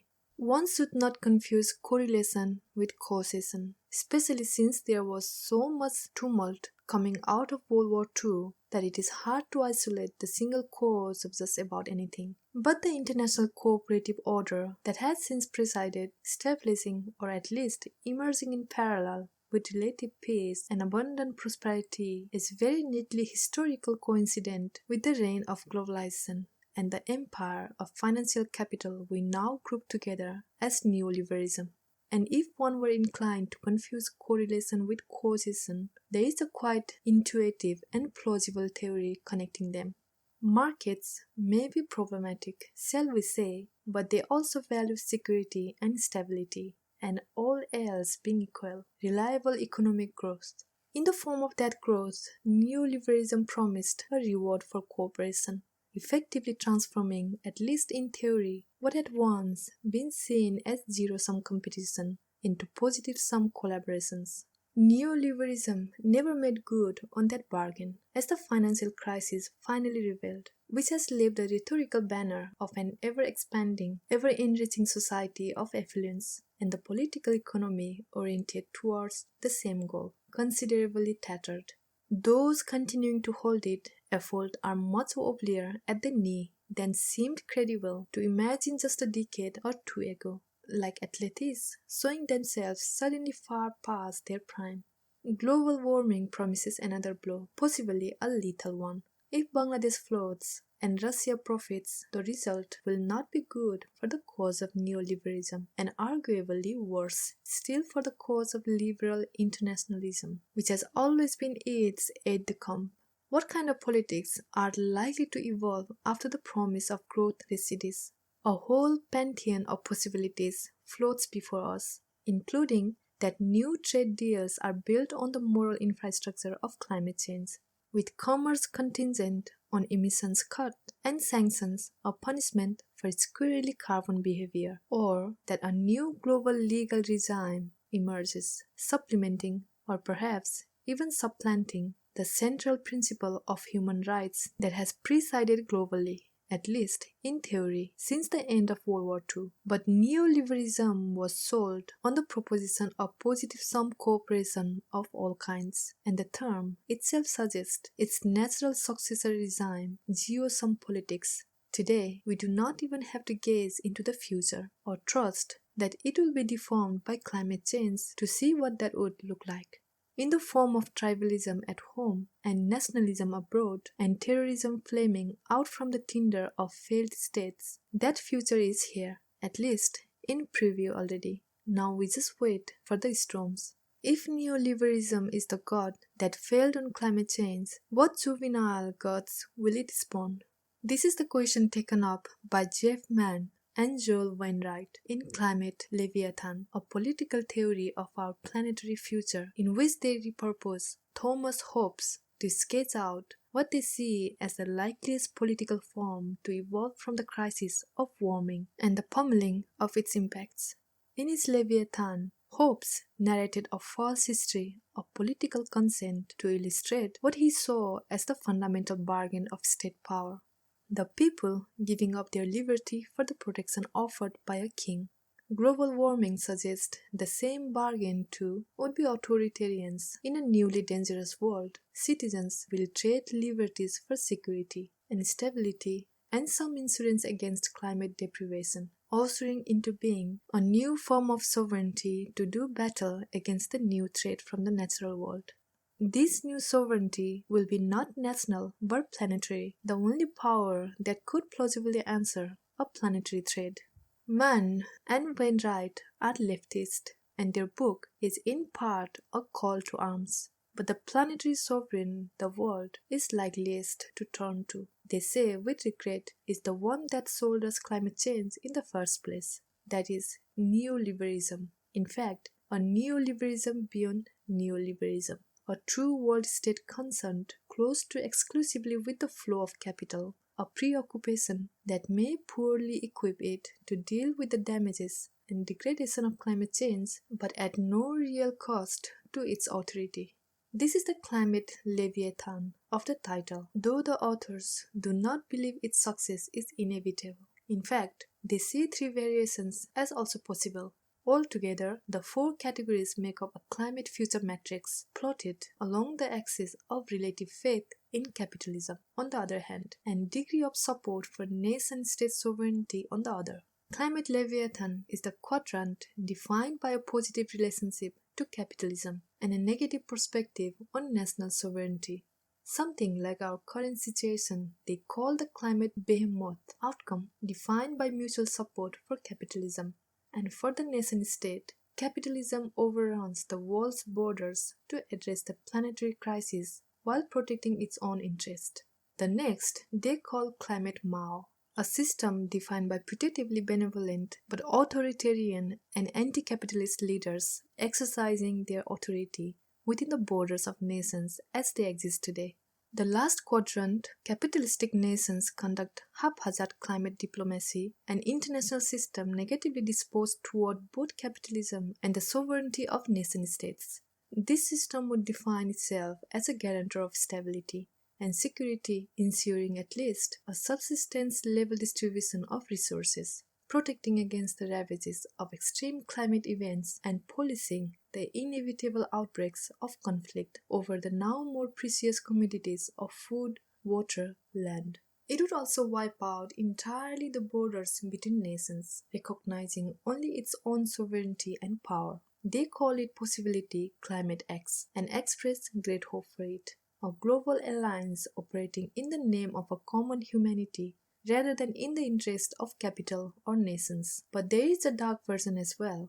It is how you might get a planetary dictator in the shape of a mafia boss, and global governance not on the do-gooder model but as a straight-up protection racket. In theory, at least, already it's fair to say we have at least two climate Mao leaders out there, and both are imperfect avatars of the archetype, Xi Jinping and Vladimir Putin, neither of whom is anti-capitalist so much as state capitalist. They also hold very different perspectives on the climate future and how to reckon with it, which suggests another variable beyond form of government, climate ideology. This is how Angela Merkel and Donald Trump, both operating within the climate behemoth system, can nevertheless seem so many worlds apart, though Germany's slow walk on coal suggests there may not be full solar systems between them. With China and Russia, the ideological contrast is clear. Putin, the commandant of a petro-state that also happens to be, given its geography, one of the few nations on Earth likely to benefit from continued warming. See basically no benefit to constraining carbon emissions or greening the economy, Russia's or the world's. Xi, now the leader for life of of the planet's rising superpower seems to feel mutual obligations to the country's growing prosperity and to the health and the security of its people, of whom it's worth remembering it has so many. In the wake of Trump, China has become a much more emphatic, or at least louder, green energy leader. But the incentives do not necessarily suggest it will make good on that rhetoric. In 2018, an illuminating study was published comparing how much a country was likely to be burdened by the economic impacts of climate change to its responsibility for global warming, measured by carbon emissions. The fate of India showcased the moral logic of climate change at its most grotesque, expected to be, by far, the world's most hard-hit country, shouldering nearly twice as much of the burden as the next nation. India's share of climate burden was 4 times as high as its share of climate guilt. China is in the opposite situation. Its share of guilt 4 times as high as its share of the burden, which unfortunately means it may be tempted to slow walk its green energy revolution. The United States, the study found, presented a case of eerie karmic balance, its expected climate damages matching almost precisely its share of global carbon emissions. Not to say either share is small. In fact, of all the nations in the world, the United States was predicted to be hit second hardest. For decades, the rise of China has been an anxious prophecy invoked so regularly and so prematurely that Westerners, Americans especially, could be forgiven for thinking it was a case of the empire who cried wolf, an expression of Western self-doubt, more a premonition of collapse than a well-founded prediction of what new power might arise and when. But on the matter of climate change, China does hold nearly all the cards. To the extent the world as a whole needs a stable climate to endure or thrive, its fate will be determined much more by the carbon trajectories of the developing world than by the course of the United States and Europe, where the emissions have already flattened out and will likely begin their decline soon, though how dramatic a decline and how soon is very much up in the air. And although what's called carbon outsourcing means that a large slice of China's emissions is produced manufacturing goods to be consumed by Americans and Europeans, whose responsibility are these gigatons of carbon, it may not much longer be merely a rhetorical question.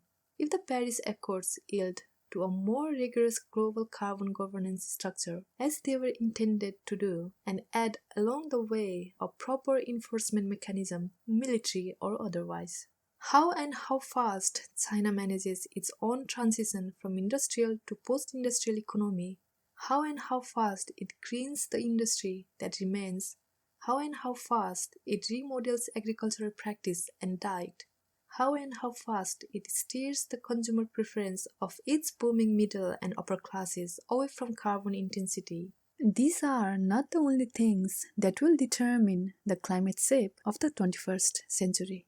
The courses taken by India and the rest of South Asia, Nigeria, and the rest of sub-Saharan Africa matter enormously. But China is, at present, the largest of those nations and by far the wealthiest and most powerful. Through its Belt and Road Initiative, the country has already positioned itself as a major provider, in some cases the major provider of the infrastructure of industry, energy, and transportation in much of the rest of the developing world.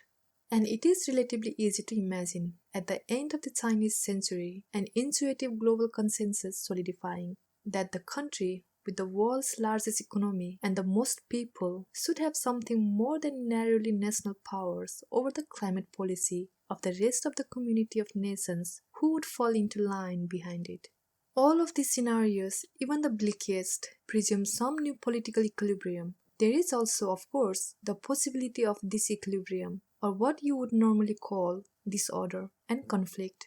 This is the analysis put forward by Harald Welzer in Climate Wars, which predicts a renaissance of violent conflict in the decades to come.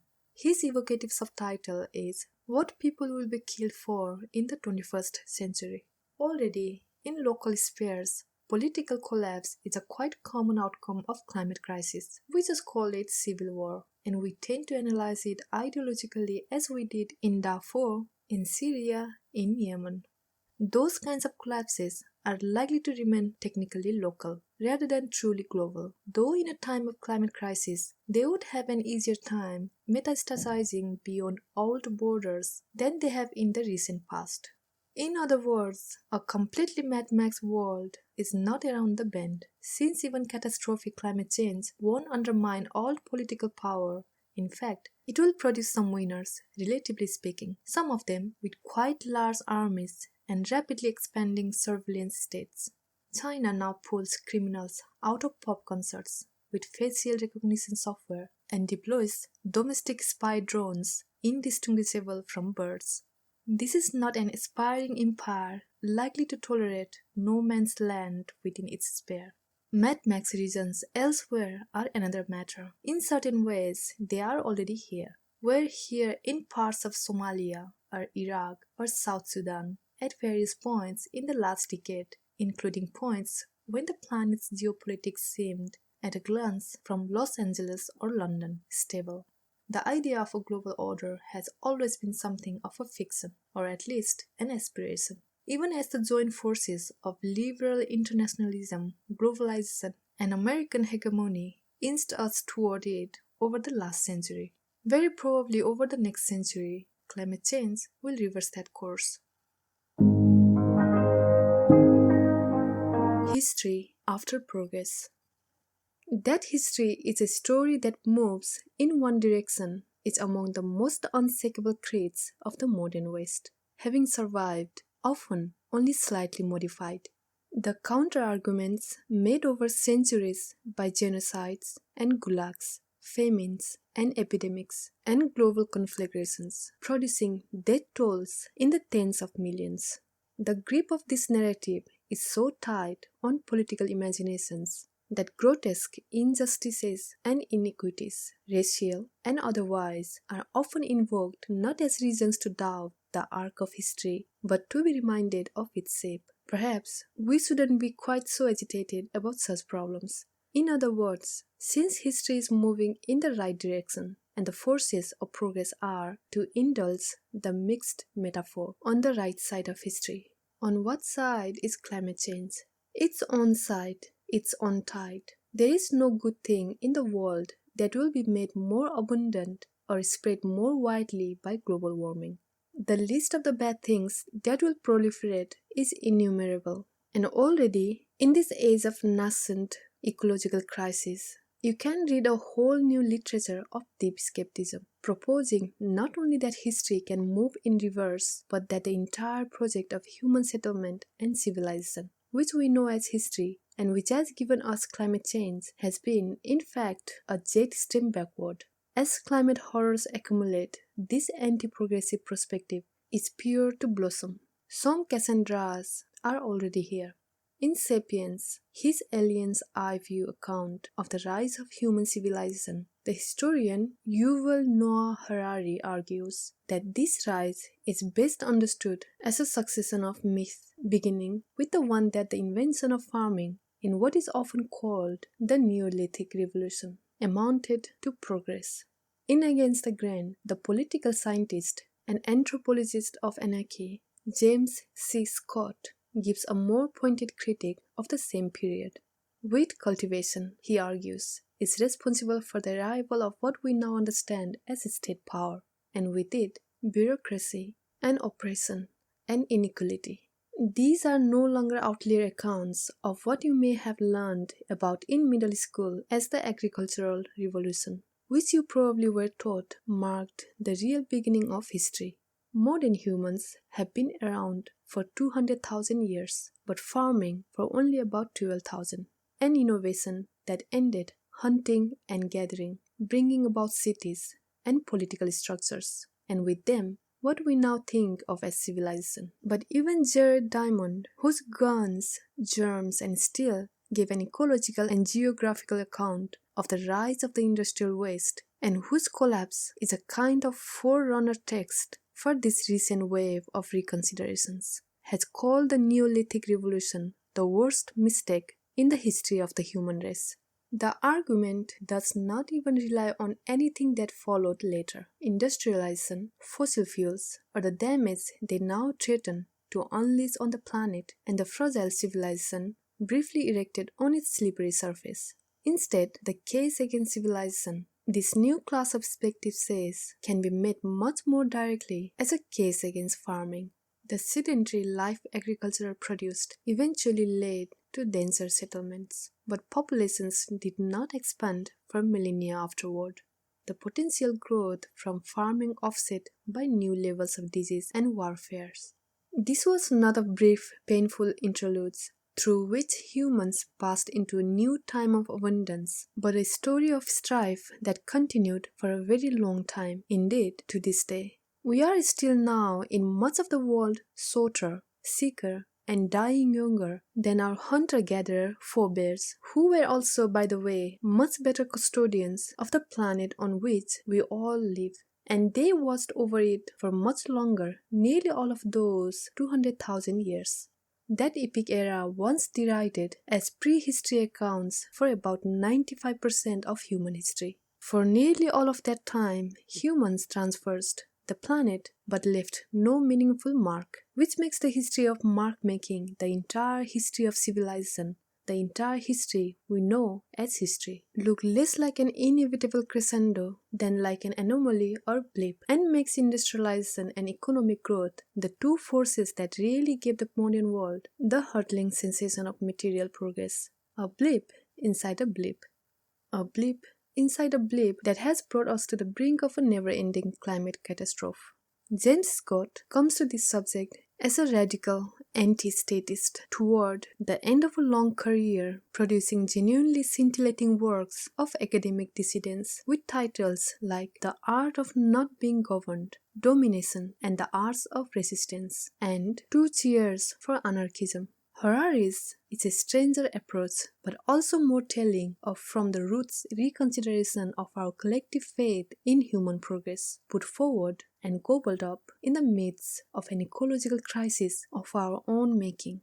Harari has spoken movingly of the way his own coming out as a gay man has shaped his skepticism about human meta-narratives as pervasive as heterosexuality and progress, and though trained as a military historian, he has arrived in the spotlight of popular acclaim praised by Bill Gates and Barack Obama and Mark Zuckerberg as a sort of expositor of myth. The central exposition is this: society is and always has been bound together by collective fictions, no less now than in earlier eras, with values like progress and rationality taking the place once held by religion and superstition.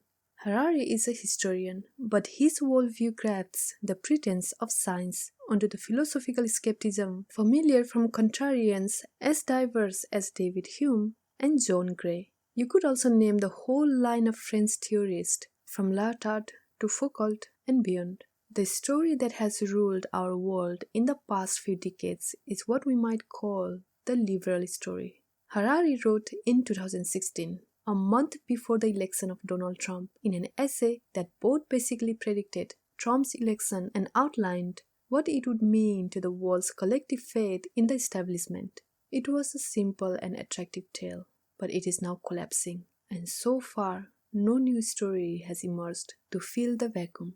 If you strip out the perception of progress from history, what is left? From here, it is hard, if not impossible, to see clearly what will emerge from the clouds of uncertainty around global warming, what forms we allow climate change to take, let alone what those forms will do to us. But it will not take a worst-case warming to deliver ravages dramatic enough to shake the casual sense that as time marches forward, life improves ineluctably. Those ravages are likely to begin arriving quickly. New coastlines retreated from drowned cities, destabilized societies, disgorging millions of refugees into neighboring ones, already feeling the pinch of resource depletion. The last several hundred years, which many in the West saw as a simple line of progress and growing prosperity, rendered instead as a prelude to mass climate suffering. Exactly how we regard the shape of history in a time of climate change will be shaped by how much we do to avert that change and how much we let it remodel everything about our lives. In the meantime, possibilities fan out as extravagantly as the paint chips on the color wheel. We still don't know that all much about how humans before the arrival of agriculture, statehood, and civilization regarded the course of history. Though it was a favorite pastime of early modern philosophers to imagine the inner lives of pre-civilized people from nasty, brutish, and sort to idyllic, carefree, unencumbered. Another perspective, which offers another model of history, is the cyclical one, familiar from the harvest calendar, the Stoic Greek history of ekpyrosis, and the Chinese dynastic cycle, and appropriated for the modern era by thinkers as seemingly teleological as Friedrich Nietzsche, who made the cycles of time a moral parable with its eternal recurrence. Albert Einstein, who considered the possibility of a cyclic model of the universe, Arthur Schlesinger, who saw American history as alternating periods of public purpose and private interest, and Paul Michael Kennedy in his circumspect history lesson for the end of the Cold War, the rise and fall of the great powers. Perhaps Americans today see history as progressive only because we were raised in the time of its empire, having more or less borrowed the British perspective from the time of theirs. But climate change isn't likely to deliver a neat or complete return to a cyclic view of history, at least in the pre-modern sense, in part because there will be nothing neat at all about the era ushered in by warming.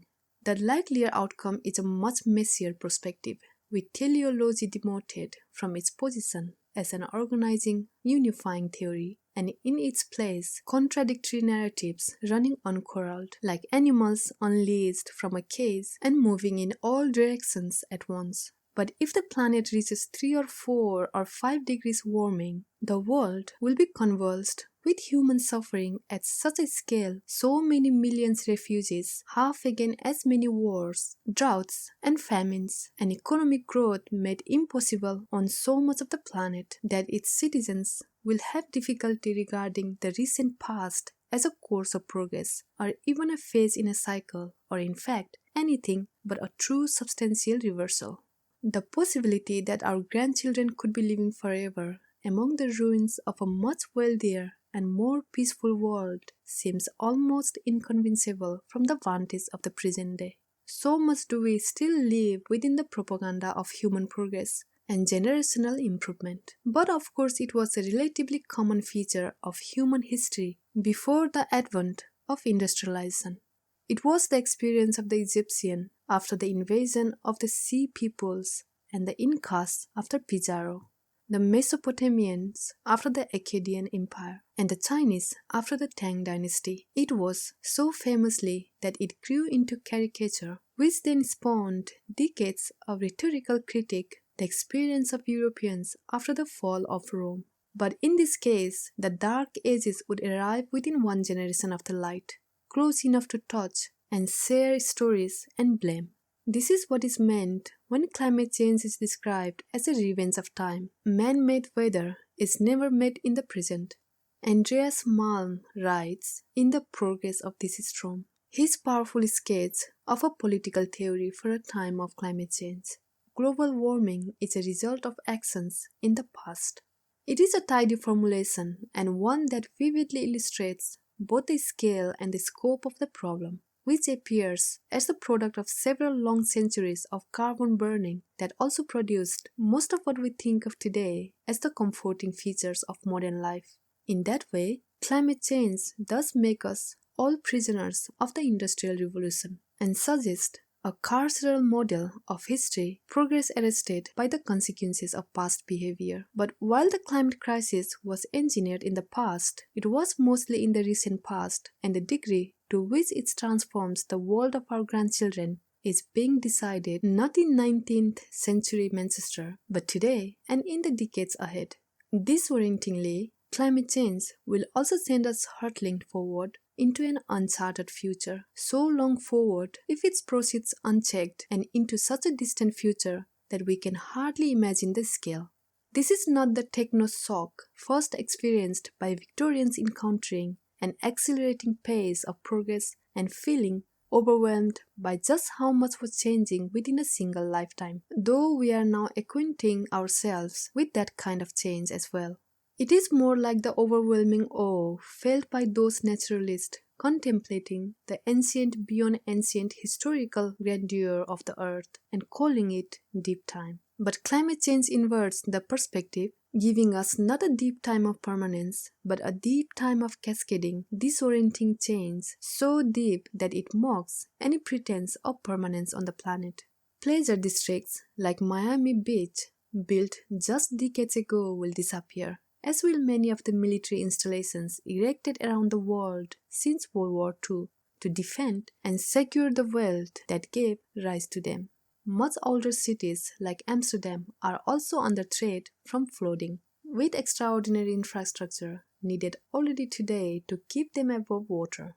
Infrastructure unavailable to defend the temples and villages of Bangladesh. Farmlands that had produced the same strains of grain or grapes for centuries or more will adapt, if they are lucky, to entirely new crops. In Sicily, the breadbasket of the ancient world, farmers are already turning to tropical fruits. Arctic ice that formed over millions of years will be unleashed as water, literally changing the face of the planet and remodeling shipping routes responsible for the very idea of globalization. And mass migrations will sever communities numbering in the millions, even tens of millions, from their ancestral homelands, which will disappear forever. Just how long the ecosystems of Earth will be thrown into flux and disarray from anthropogenic climate change also depends on how much more of that change we choose to engineer, and perhaps how much we can manage to undo. But warming at the level necessary to fully melt ice sheets and glaciers and elevate sea level by several hundred feet promises to initiate rolling, radically transformative changes on a timescale measured not in decades or centuries or even millennia, but in the millions of years. Alongside that timeline, the entire lifespan of human civilization is rendered effectively an afterthought, and the much longer span of climate change becomes eternity. Ethics at the end of the world. The twin towers of San Ignacio and Santa Elena, Belize, are 50 miles from the coast and 250 feet above sea level. But the alarmist climatologist Guy McPherson did not move there to a farm in the jungle that surrounds the towns in fear of water. Other things will get him first, he says. He has given up hope of surviving climate change and believes the rest of us should too. Humans will be extinct within 10 years, he tells me by Skype. When I ask his partner, Pauline, if she feels the same way, she laughs. I would say 10 months. This was 2 years ago. McPherson began his career as a conversation biologist at the University of Arizona, where he mentions several times he was tenured by 29, and where he also says several times he was surveilled by what he calls the deep state beginning in 1996, and also where in 2009 he was forced out of his department by a new chair.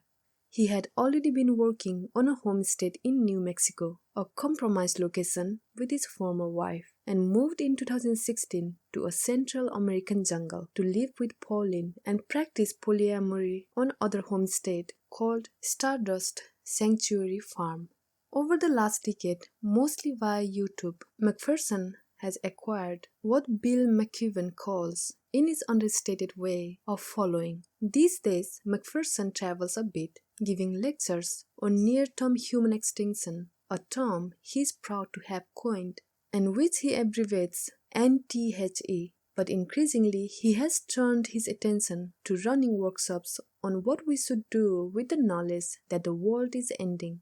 The workshops are called Only Love Remains and offer what amounts to a kind of post-theological millenarianism, familiar hand-me-down lessons from the old New Age. The meta-lesson is that we should draw roughly the same meaning from an understanding of the imminent death of the species as the Dalai Lama believes. We should draw from an understanding of our imminent personal death, namely compassion, wonderment, and above all, love. You could do worse in choosing 3 values around which to build an ethical model, and when you squint, you can almost see a civics erected out of them. But for those who see the planet as being on the precipice of crisis and biblical tribulation, they also excuse a retreat from politics, indeed, from climate, as fully as that might conceivably be achieved in the name of a slippery hedonistic quietism. In other words, down to the moustache, Macpherson seems like a recognizable off-the-grid figure, a kind it's easy to find a bit suspicious. But why? We have for so long, over the decades, if not centuries, defined predictions of the collapse of civilization or the end of the world as something close to proof of insanity, and the communities that spring off around them as cults, that we are now left unable to make any warnings of disaster all that seriously, especially when those raising the alarm are also themselves giving up. There is nothing the modern world abhors like a quitter, but that prejudice will probably not withstand much warming. If the climate crisis unfolds as it is scheduled to, our taboos against doomsaying will fall, as new cults emerge and cultist thinking leaches into sectors of establishment culture. Because while the world will not likely end and civilization is almost surely more resilient than Macpherson believes, the unmistakable degradation of the planet will invariably inspire many more prophets like him, whose calls of imminent environmental apocalypse will start to seem reasonable to many more reasonable people. That is in part because they are not so unreasonable even today. If you were looking for a primer on the bad news about climate, you could find a worse place to begin than the summary page Macpherson keeps on his website. Nature Bats Last, currently tagged with this note, updated most recently, likely for the final time, 2nd August 2016. It runs 68 printed pages of link-dense paragraphs. Throughout, there are misleading characterizations of serious research and links to hysterical, uncredentialed blog posts presented as references to solid science. There are simple misunderstandings of things like climate feedback loops, which can worryingly add up but are not multiplicative as Macpherson says they are. Attacks on merely moderate climate groups as politically compromised and in the spirit of a kitchen sink data dump. Endorsements of a few observations that have been proven to be bunk. He is very worried, for instance, about those methane bursts of death going off all at once, a possibility specialists turned against about 5 years ago. But even on this fear-mongering reading list, there is enough real science to give rise to real alarm. A good summary of the albedo effect, a convenient assemblage of rigorous readings of the Arctic ice sheets, those tea leaves of climate disaster. Throughout, the intellectual style is paranoid, the impressive mass of data sometimes standing in for and sometimes obscuring the skeleton of causal logic that should give the mass a meaningful analytic shape. This kind of reasoning lives abundantly on the internet, feeding our golden age of conspiracy theory, that insatiable beast which has only just begun to feast on climate. You might know already the shape that thinking takes on the climate denial end of the political spectrum, but it has also made its mark on the environmentalist fringe, as it did in person of John B. McLemore, the charismatic, closeted environmental declinist and self-hating southerner whose descent into suicide, beset by planetary panic, was documented on the podcast As Town. I sometimes call it toxic knowledge. Richard Heinberg of the Post-Carbon Institute, where McLemore was a commenter, has said, once you know about overpollution, overshoot, depletion, climate change, and the dynamics of social collapse, you can't unknow it, and your very subsequent thought is tinted. Macpherson isn't entirely clear himself on exactly how all of these problems will bring about extinction. He guesses that something like a food crisis or financial meltdown will bring down civilization first, and eventually human life with it. It takes an apocalyptic imagination to picture that happening just a decade from now, to be sure, but given the basic trend lines, it also raises the question of why the rest of us aren't imagining things more apocalyptically ourselves. We surely will, and soon. Already, you can see the seedlings of a great flourishing of climate esoterica in figures like Macklemore and Macpherson. One might better say men, as they nearly all are, and beyond them a whole harvest of writers and thinkers who seem, in their anticipation of coming disasters, almost to be cheering for the forces of apocalypse.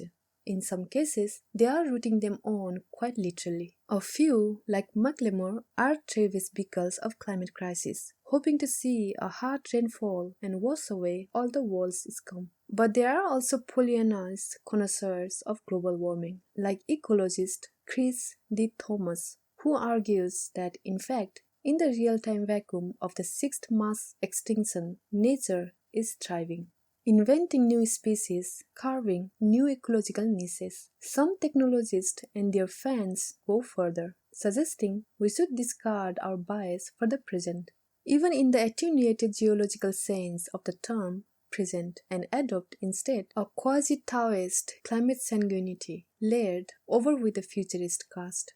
As Swedish journalist Toril Kornfeldt asked in The Re-Origin of Species, her book about the race to de-extinct creatures like dinosaurs and woolly mammoths, why should nature as it is now be of any greater value than the natural world of 10,000 years ago, or the species that will exist 10,000 years from now? But for most who perceive an already unfolding climate crisis and intuit a more complete metamorphosis of the world to come, the vision is a bleak one, often pieced together from perennial eschatological imaginary inherited from existing apocalyptic texts like the Book of Revelation, the inescapable source book for Western anxiety about the end of the world. In fact, those ravings, which it's more or less translated for a secular audience in the Second Coming, have so predominated the Western dreamscape, becoming something like the Gnostic wallpaper of our bourgeois inner lives,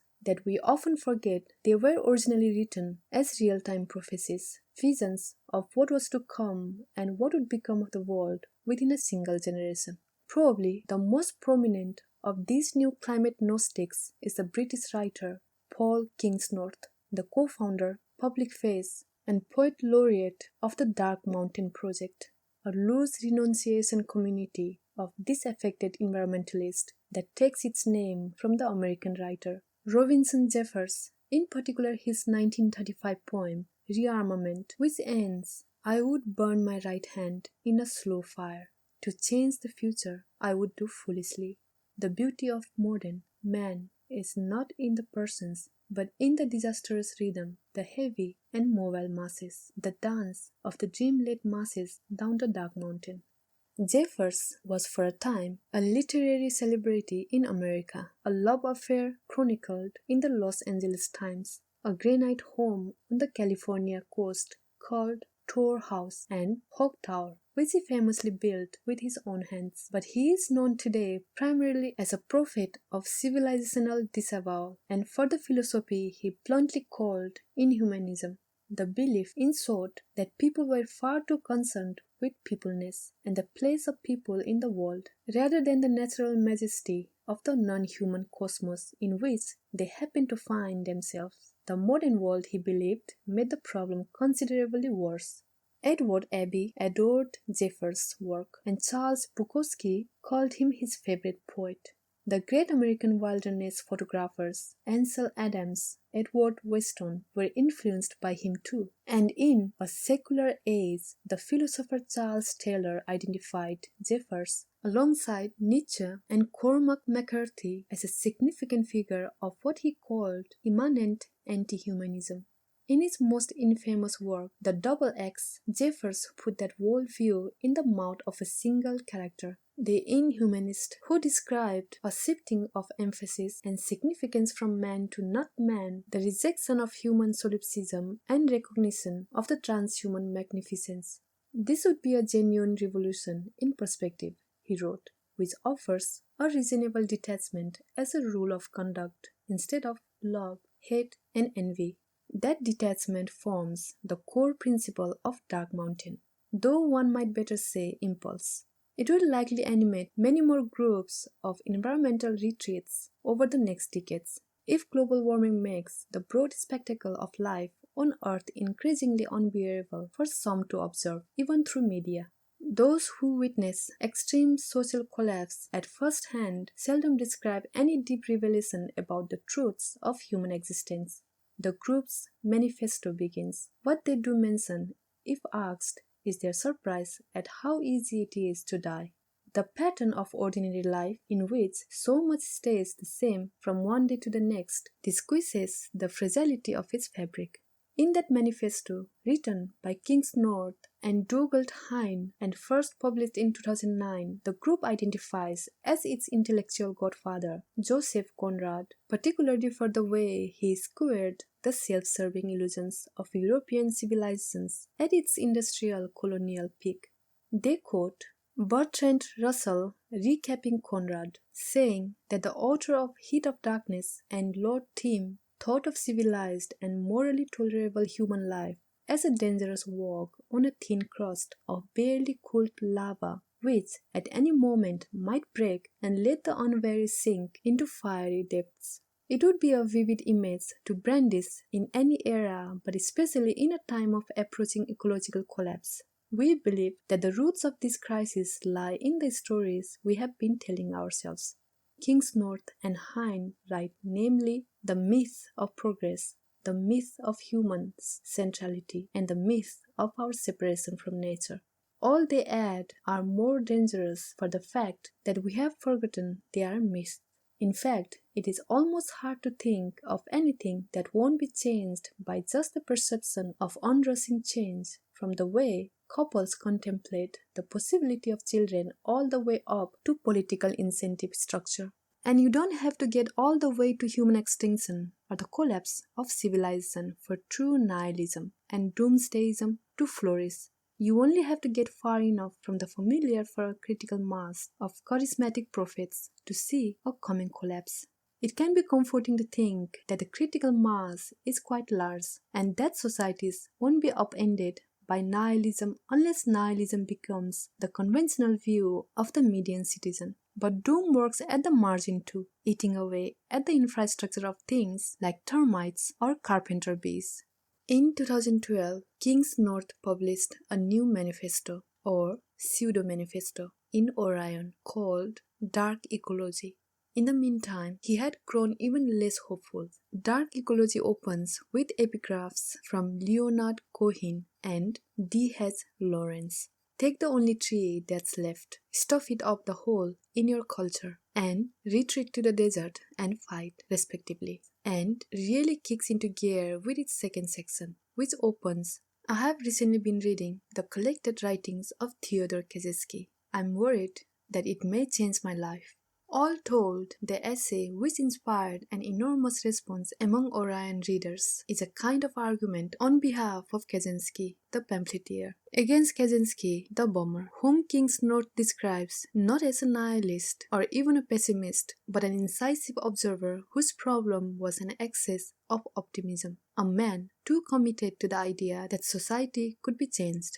Kings North is more of a true Stoic, and so I ask myself, what at the moment in history would not be a waste of my time? He offers 5 tentative answers. Number 2 through 4 are variations on new transcendentalist themes, preserving non-human life, getting your hands dirty, and insisting that nature has value beyond utility.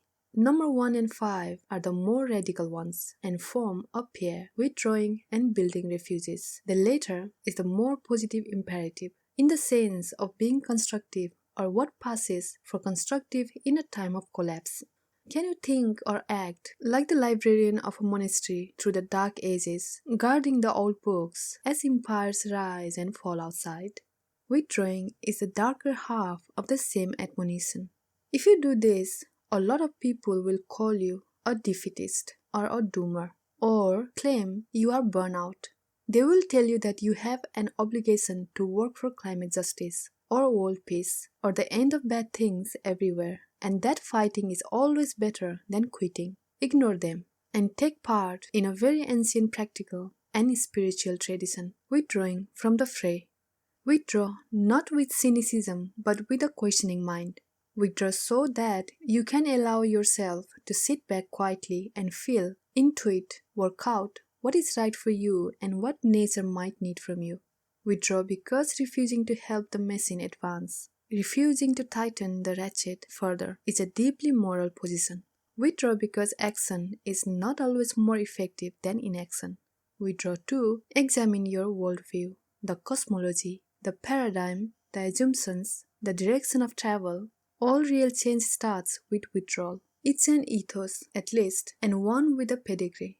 What might read at first like a radical response to a new moment of crisis is in fact a repurposing of a long and many-armed ascetic tradition, stretching from the young Buddha through the pillar saints and beyond. But unlike the conventional version, in which the ascetic impulse carries the seeker away from the pleasures of the world toward spiritual meaning in something like worldly pain, Kingsnorth withdrawal, like Macpherson's, is a retreat from a world convulsed by spiritual pain toward small earthly consolations. In that way, it is a performance at grand scale of the more general prophylactic reflex we share, almost all of us, towards suffering, which is to say, simply an aversion. And to what end? It can't possibly be that I feel the anguish of others and the urgency of action through the myth of civilization alone. Can it? Dark Mountain is French, Guy Macpherson is French, John B. McLemore too. But one trait of climate catastrophe is that their strains of ecological nihilism might find a home in the host of consensus wisdom, and that their premonitions might seem familiar to you is a sign that some of that anxiety and despair is already leaching into the way so many others think about the future of the world. Online, the climate crisis has given rise to what is called ecofascism, or by any means necessary movement that also traffics in white supremacy and prioritizes the climate needs of a particular set. On the left, there is a growing admiration for the climate authoritarianism of Xi Jinping. In the United States, the go-it-alone impulse to environmentalist separatism has been predominantly the domain of right-wing extremists. Cleveland Bundy and his family, for instance, and all the imperious settlers the country has uncomplicatedly mythologized in the centuries since homesteading and range wars. Perhaps in response, liberal environmentalism has grown mostly in a more practical direction, tending toward more engagement rather than the opposite. Or perhaps it just reflects the particular demands of this cause. Form a renunciation community and risk having those you have renounced do everything you fear they might.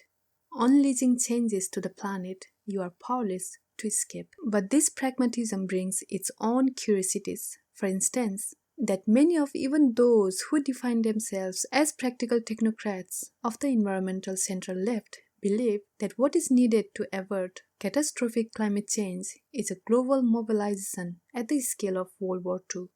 They are right. That is an entirely sober assessment of the size of the problem, which no more alarmist a group than the IPCC endorsed in 2018. But it is also an undertaking of ambitions so inconsistent with the present tense of politics in nearly every corner of the world that it is hard not to worry what will happen when that mobilization does not happen.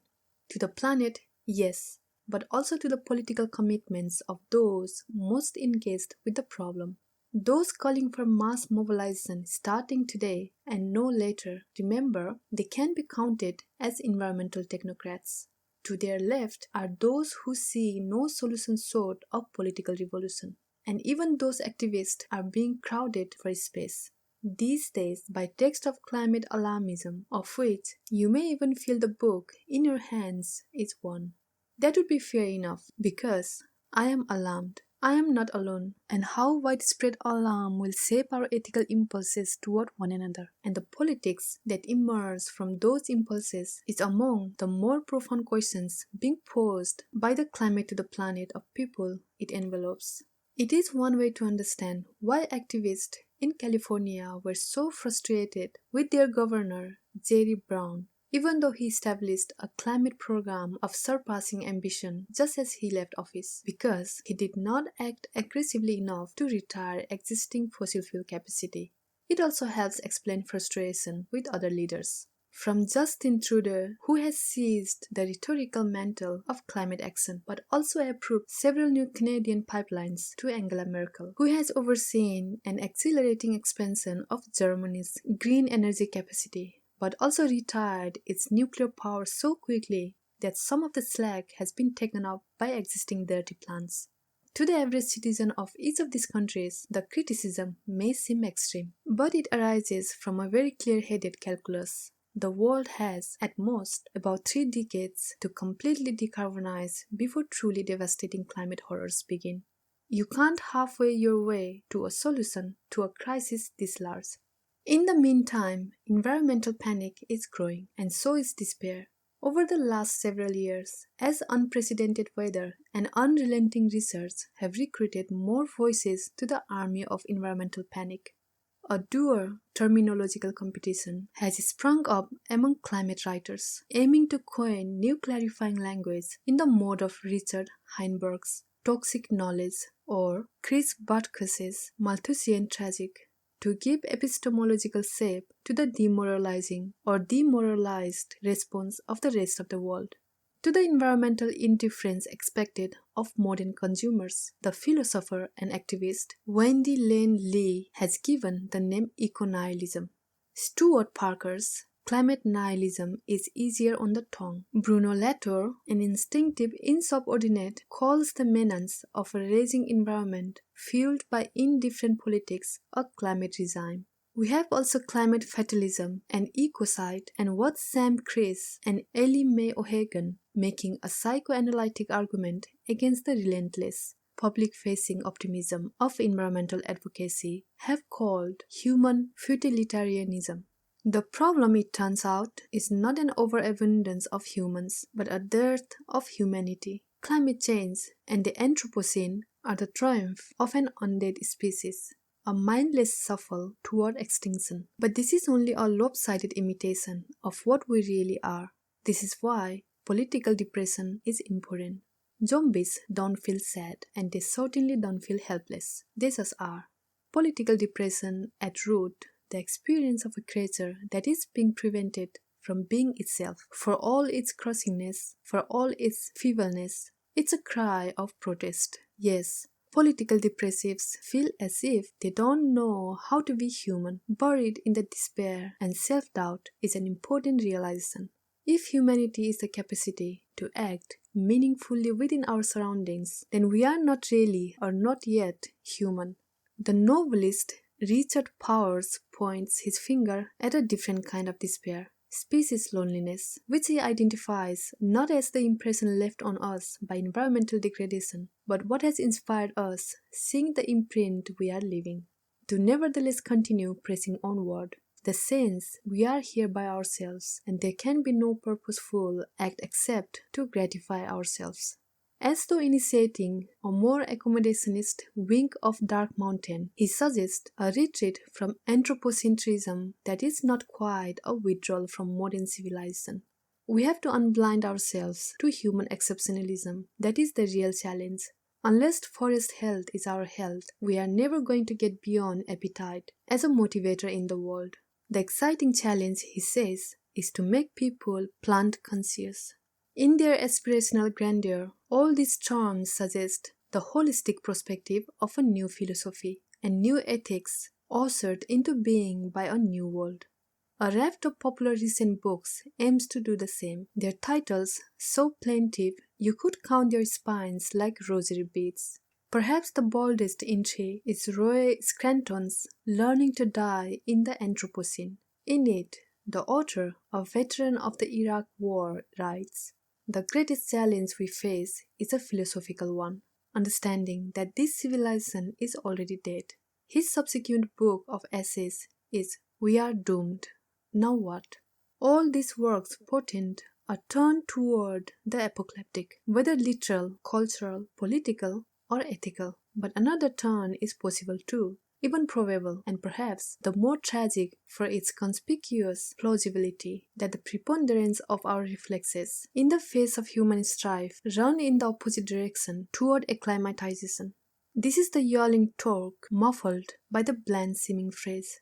Climate apathy, which may otherwise feel merely descriptive, that through appeals to nativism or by the logic of budget realities, or in perverse contortions of deservedness by drawing our circles of empathy smaller and smaller, or by simply turning a blind eye when convenient, we will find ways to engineer our indifference, gazing out at the future from the promontory of the present with the planet having warmed 1 degree.